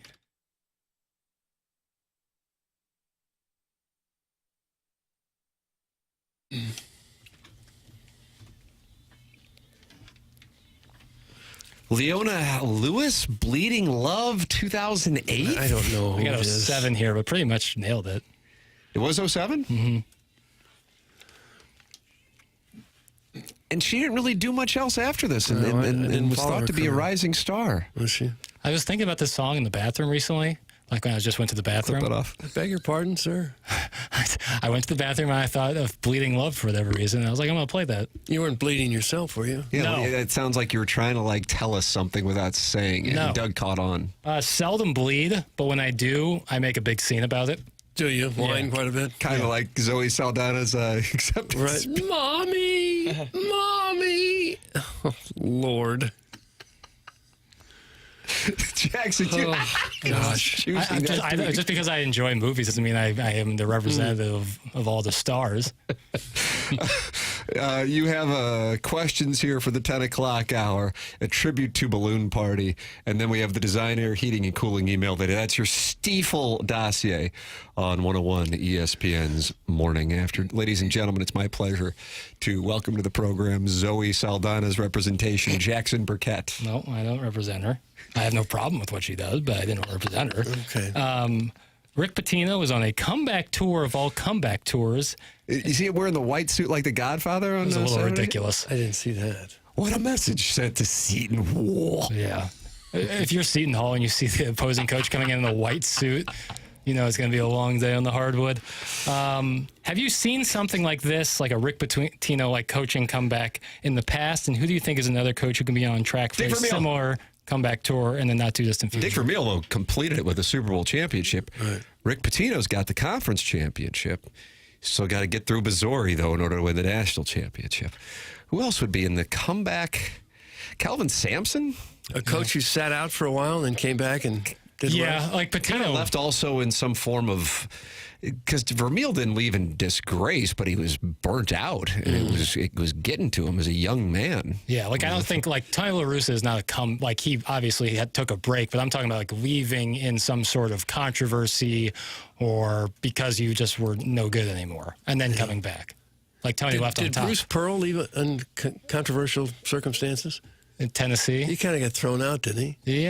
Yeah, kind of. That would be a pretty good comp, I would say. But Rick Pitino was coaching in Greece for a while there. Yeah. He was way out of it. Now all the way back. Then Iona. I took Iona to the tournament once or twice. Now has St. John's looking like one of the best teams in the country, and people just I don't even know why Rick Pitino got in trouble in the first place. Yeah, people have forgotten about that. Yeah, so that's why I think of who would be a coach that could have some semblance of that in the near future. I don't think we have to predict someone going bad and then sitting out a while and you coming don't back. have to do anything. You could sit there in silence until 11. I don't care. Oh, how about this guy? Joey Saldana thing finally got him. You don't have to do anything if you'd like to participate. I was thinking maybe theorize a coach. What about John Gruden? John Gruden is a great call. Gruden is a great call. If he does end up coming back to coach, I don't know if he will. I think he will. But I wouldn't consider John Gruden. Yes, I would consider in the Rick Pitino comeback tour category. I would not consider Pete Carroll in the comeback tour kind of. Mike Leach, I feel like at the end of his life he was beloved. But do you recall the situation he had at Texas Tech? He put a player in a shed, locked somebody up. Craig James, the broadcaster and former SMU player, his son, locked him up. Yeah, in a shed. Yeah. For how long? So guys like your age wouldn't know about this Mike Leach stuff. But anytime I see Mike Leach, I'm like, oh yeah, I don't know. I mean, who knows what's true? But I think Craig James's dad was suing him, or Craig James himself was suing Mike Leach over the treatment of his son when he was the head coach at Texas Tech. Yeah, Adam put him James. put him in the hole? He had a concussion situation. I think he put him in a dark shed. Oh, what? That's really weird. Well, yeah, it was right next to the practice field, apparently. It's probably really hot in there. Oh, it could have been, yeah. That's not good. All right, Mike Leach is a great call then. Okay. But now we have Urban Meyer. Yeah, if he does make a comeback and is great again, then yes, I would say that would be a perfect example of exactly that. Saban made a pretty good comeback from a miserable couple years in the NFL. Yeah, that's like just from a performance standpoint. I don't even know of Nick Saban in the NFL. Like Most people don't. Yeah. It was a very brief stay. Yeah, like at all, I don't remember Nick Saban in the NFL. Yeah, these are good calls. I don't remember Pitino in the NBA. Chris Beard, Jackson, that's from the Life Coach. Yeah, he's bounced around to like a couple of teams since everything has kind of happened. Is that right? He was at Tech, had success, then went to Texas. But I thought everything happened at Texas. And then went to Ole Miss. Yeah, okay. I'm getting my timelines mixed up. But anyway, you want to apologize to the Life Coach? No. How about Joel Quenneville? Do I apologize to him, or is he in the category? No, if he were to come back, yes. I think he's in the category. Oh, absolutely. Okay. Yes, 100%. I thought there was a chance he thought I was talking about somebody that didn't, coach in hockey. No, I know Joel Quenneville. Nice. Look at that. He used to coach for the Note. How about that? He used to. He's their all-time winningest coach. Yeah, so he used to coach for them. Yes, he did. Yes, he did. Yeah. And I don't know if he's going to make a comeback. But if he does, yeah, that would hit. Urban Meyer and Joel Quenneville are like the perfect examples. So good on the folks and or you guys. If you'd like to see your kitchen make a big comeback, you'd call the folks at Collier and Thompson. Yeah, the phone line sponsor. Now you're locked in. They'll get you spruced up and make you feel better about your home. It is so important to hire the right contractor. And this day and age, you never really know sometimes who you're hiring to do the work. You try to save a buck or something, hire somebody who doesn't have a big track record. You can forget about all those words at Collier and Thompson. These are people you can trust. They've been in business since the 1950s now. Their employees have more than 165 years of experience. The owners, Bob Stride and Carolyn Beard, have both been there more than 20 years now, and they want you to know that Collier and Thompson is the place you can trust. It's hard to know who you can trust to be in your home and who's going to back up their work. Collier and Thompson stands behind every job they do, and during the process, they are always available for you. The Collier and Thompson team cares about the work that they produce. For them, it's more than a job. They take great pride in the work that they've done over the years. Collier and Thompson's core values are summed up by simply doing the right thing for the customers. May cost them a little extra time and dollars, but that's what sets them apart from the competition. All of their carpenters and subcontractors take care of a customer's home the same as if it was their own. I bought a microwave oven there just last week from Stacy, the appliance manager. It's just fantastic. He'll show you all around. They've got really high-end appliances, and they've got some that'll be friendly on your budget. You don't have to redo the entire kitchen to consider Collier and Thompson. You can just buy an appliance if you want. They work with you great. They're just absolutely fantastic people. Anytime you need any part of your home redone, Collier and Thompson should be the people that you think about. You say, where is it? Well, it's Collier and Thompson on Manchester and Baldwin, next to Uncle Bill's Pancake House. Come home to quality online at collierandthompson.com. There it is, our phone line sponsor here in the morning after. 314-974-0101 is how you can call into the show, and you can email in for our Design, Air, Heating, and Cooling email today, the morning after at InsideSTL.com. That comes your way in about 20 minutes. You might sit there and go, I want to win the email of the month. Well, sure. That's fine. Well, guess what? It's the first business day of the month of March. You are starting off at zero, just like Buck Swope is, just like JV golf coaches. Now is your chance to compete.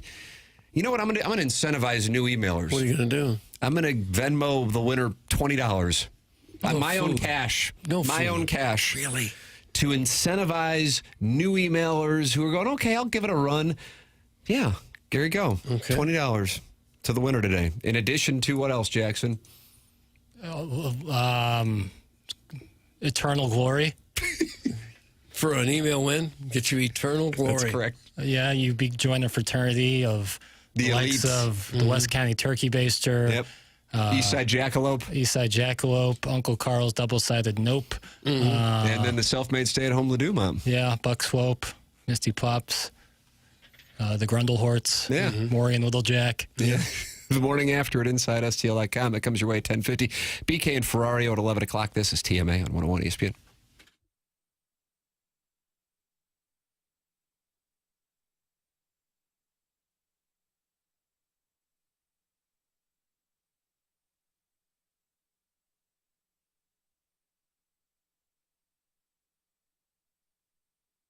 Hey, St. Louis, Tim McKernan here with you to talk about aesthetic design and build. All right, the weather's warming up. It's March.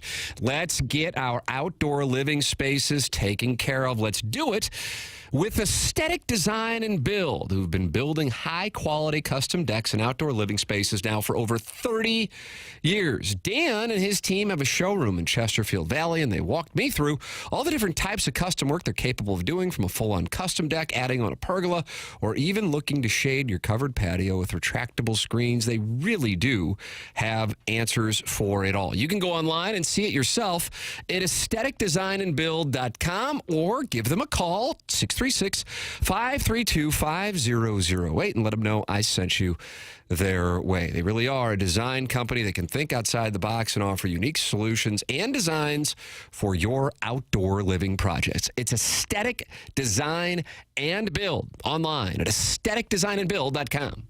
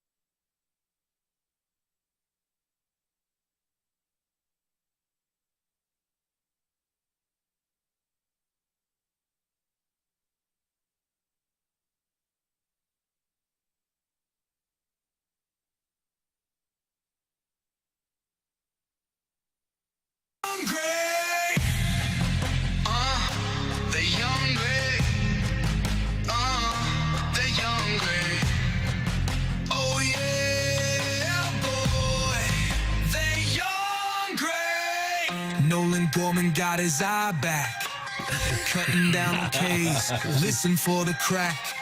Our boy Victor got blazing speed, no chance at second if he has his lead. Early got the bat to get it done, there's no stopping number 41. Hell's bells coming in stopper style, lights turn red, B-Fib go wild. Look out now, these baby birds gonna fly, first place by mid-July. All the haters be singing their tune, they'll be playing in October when you're on your pontoon. They young gray, they young Well, it's good to know that Gorman got his eye back. I was already lost it. What are they going to be doing in downtown St. Louis? It's 6:45 on March 27th when this plays after Ryan Helsley closes out the Twins for a Jim Dandy of an opening day. We're going to be thinking about what we're wearing to the World Series parties. Nice. I know that much. You start out with a win, you almost always cop the division. It's always startling whenever they do turn the lights off for Helsley's entrance. Like you're in the middle of doing something, and now it's pitch black in there. I worry about the lights may not come back on. No. Somebody in the Air Comfort Service text line, Jackson, says, I want that Youngry Birds song link. Has that been sent out on TMA social media? It's not a link. It's a file that was sent to me. Well, make it a link, boy. It's not mine to make. Oh, really? It was written by... Well, I can't just take an audio file and then just, it has to, have a location, like a home. If the guy wants to put it on YouTube, then I can share the link. But I don't want to take what isn't mine. Rodgers and Hammertoe. Rodgers and Hammertoe. I remember Rodgers and Hammerstein. Or Steen. Playwrights. Musicals? Yeah. It's so sad. The song is so much better than the team is. Thanks. That's from the 507. Could be worse. I do like the tune. Hey, guys, but we keep getting reports of what's going on in the YouTube chat.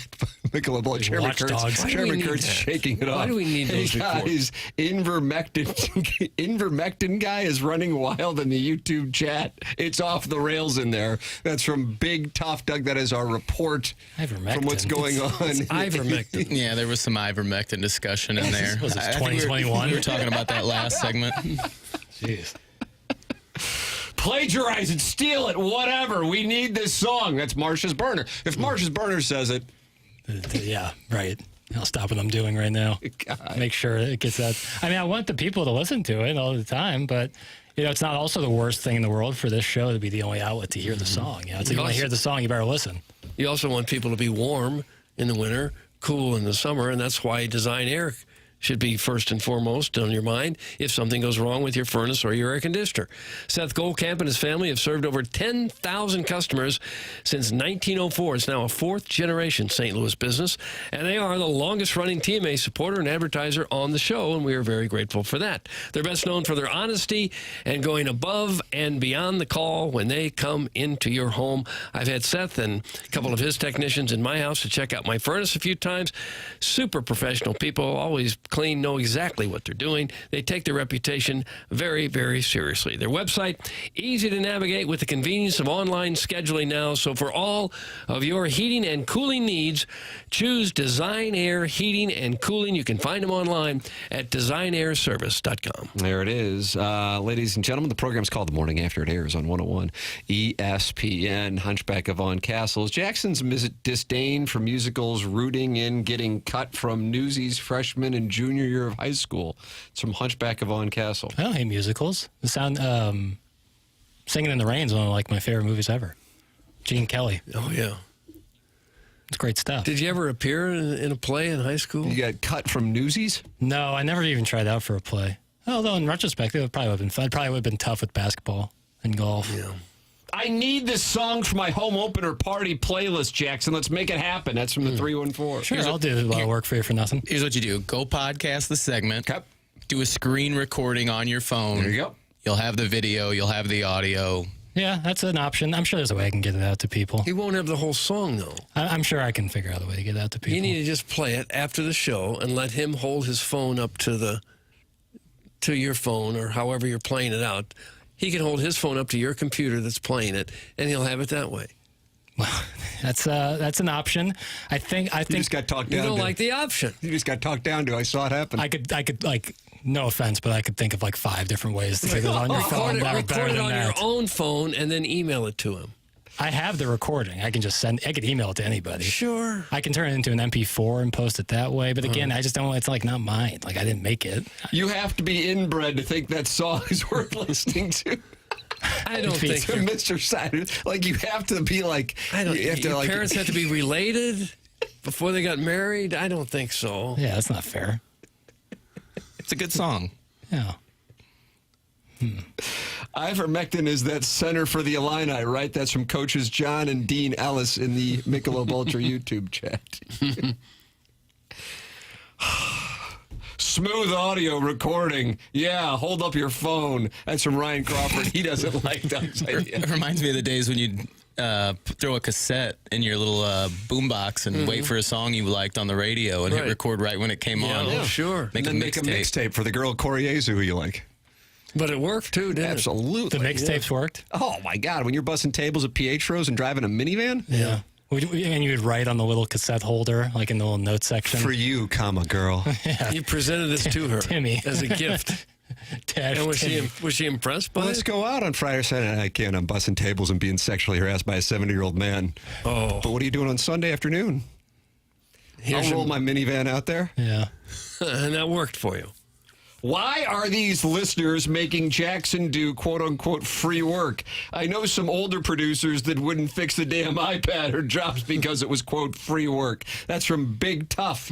I more so I don't want to give away something that isn't mine to give away. You respect intellectual property of Rogers and Hammertoe. It was sent to me. He said, play it. I'm sure he would be fine with it if I turned it into an MP4 and put a little picture and then posted it on Twitter or something. But I don't want to rock the boat because this guy's delivered us a lot of great comeback songs. There you go, Doug. We respect Rogers and Hammertoe here on the program. We also respect the Design, Air, Heating, and Cooling email today, the morning after at InsideSTL.com. Dan Orlowski announced he was leaving television 2 weeks ago. Great news. He is back. And they have a screenshot of his tweet this weekend.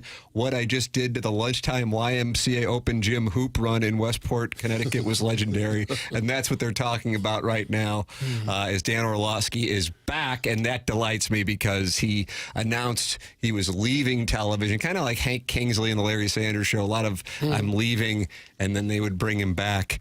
And Dan is back. And that is great news for our industry, Doug. I think so. Design, Air, Heating, and Cooling email today is coming up here in a matter of moments. This is TMA, presented to you by Brown and Crouppen on 101 ESPN.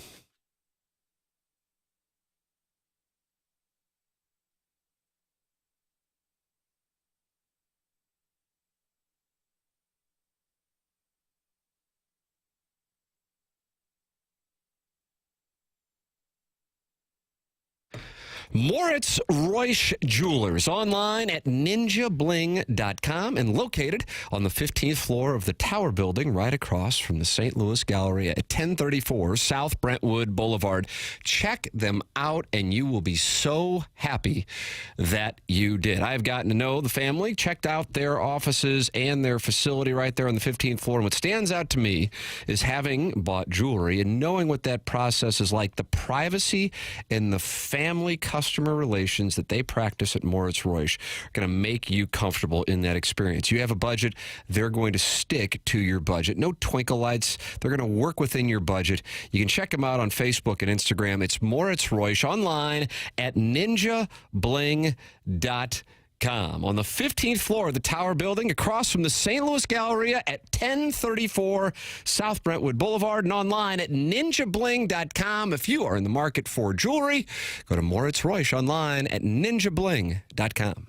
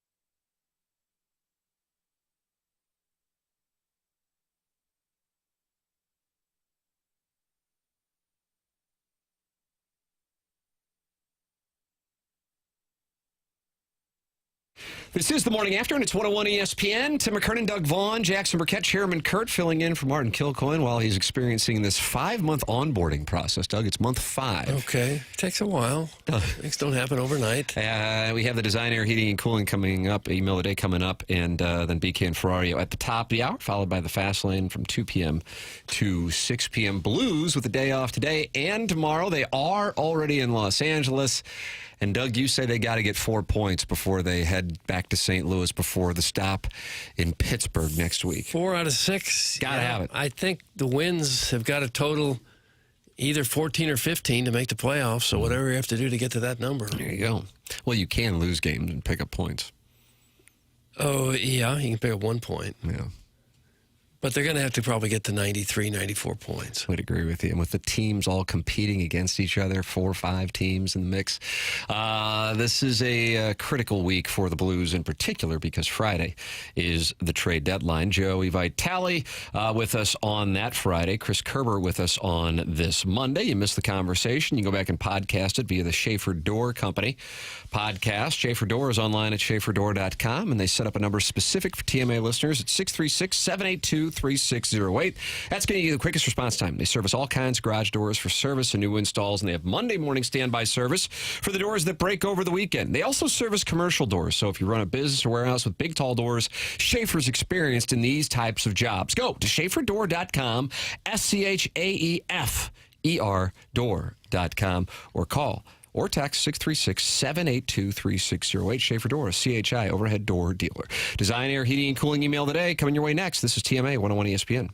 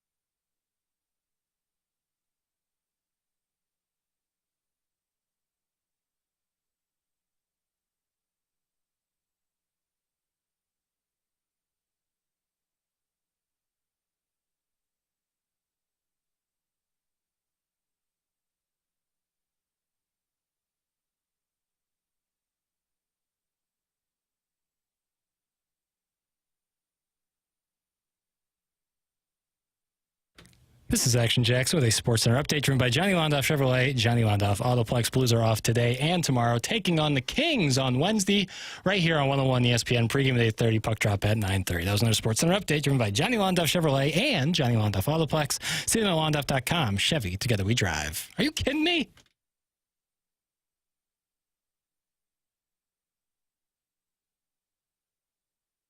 Doug, Design Air Heating and Cooling email of the day. First one for the month of March. Here we go. Okay. Morning, ready? gents. Let me say how honored I am to be in the same echelon as a fella named Pestis.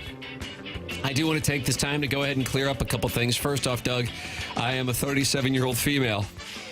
Sure you are. Absolutely. Sure you are. Next, about the name change. It was a similar change to what the show had when Martin had Robbie scheduled to come on and then stabbed Shirts in the back and canceled him for Coach Gates. I went back to Scully after the big sponsorship. I'm giving up alcohol for Lent, so I couldn't associate with the sweet nectar that is Michelob Ultra.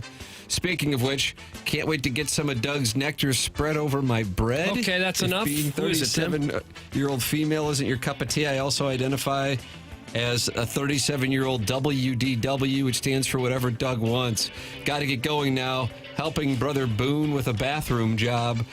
Have a good one. That's from Joey Vitale's Orange Scully, who used to be known as the YouTube Chat, and the YouTube Chat won the TMA Lister of the Month for February. Well, he's going to start out March on the suspension list. Joey Vitale's Orange Scully.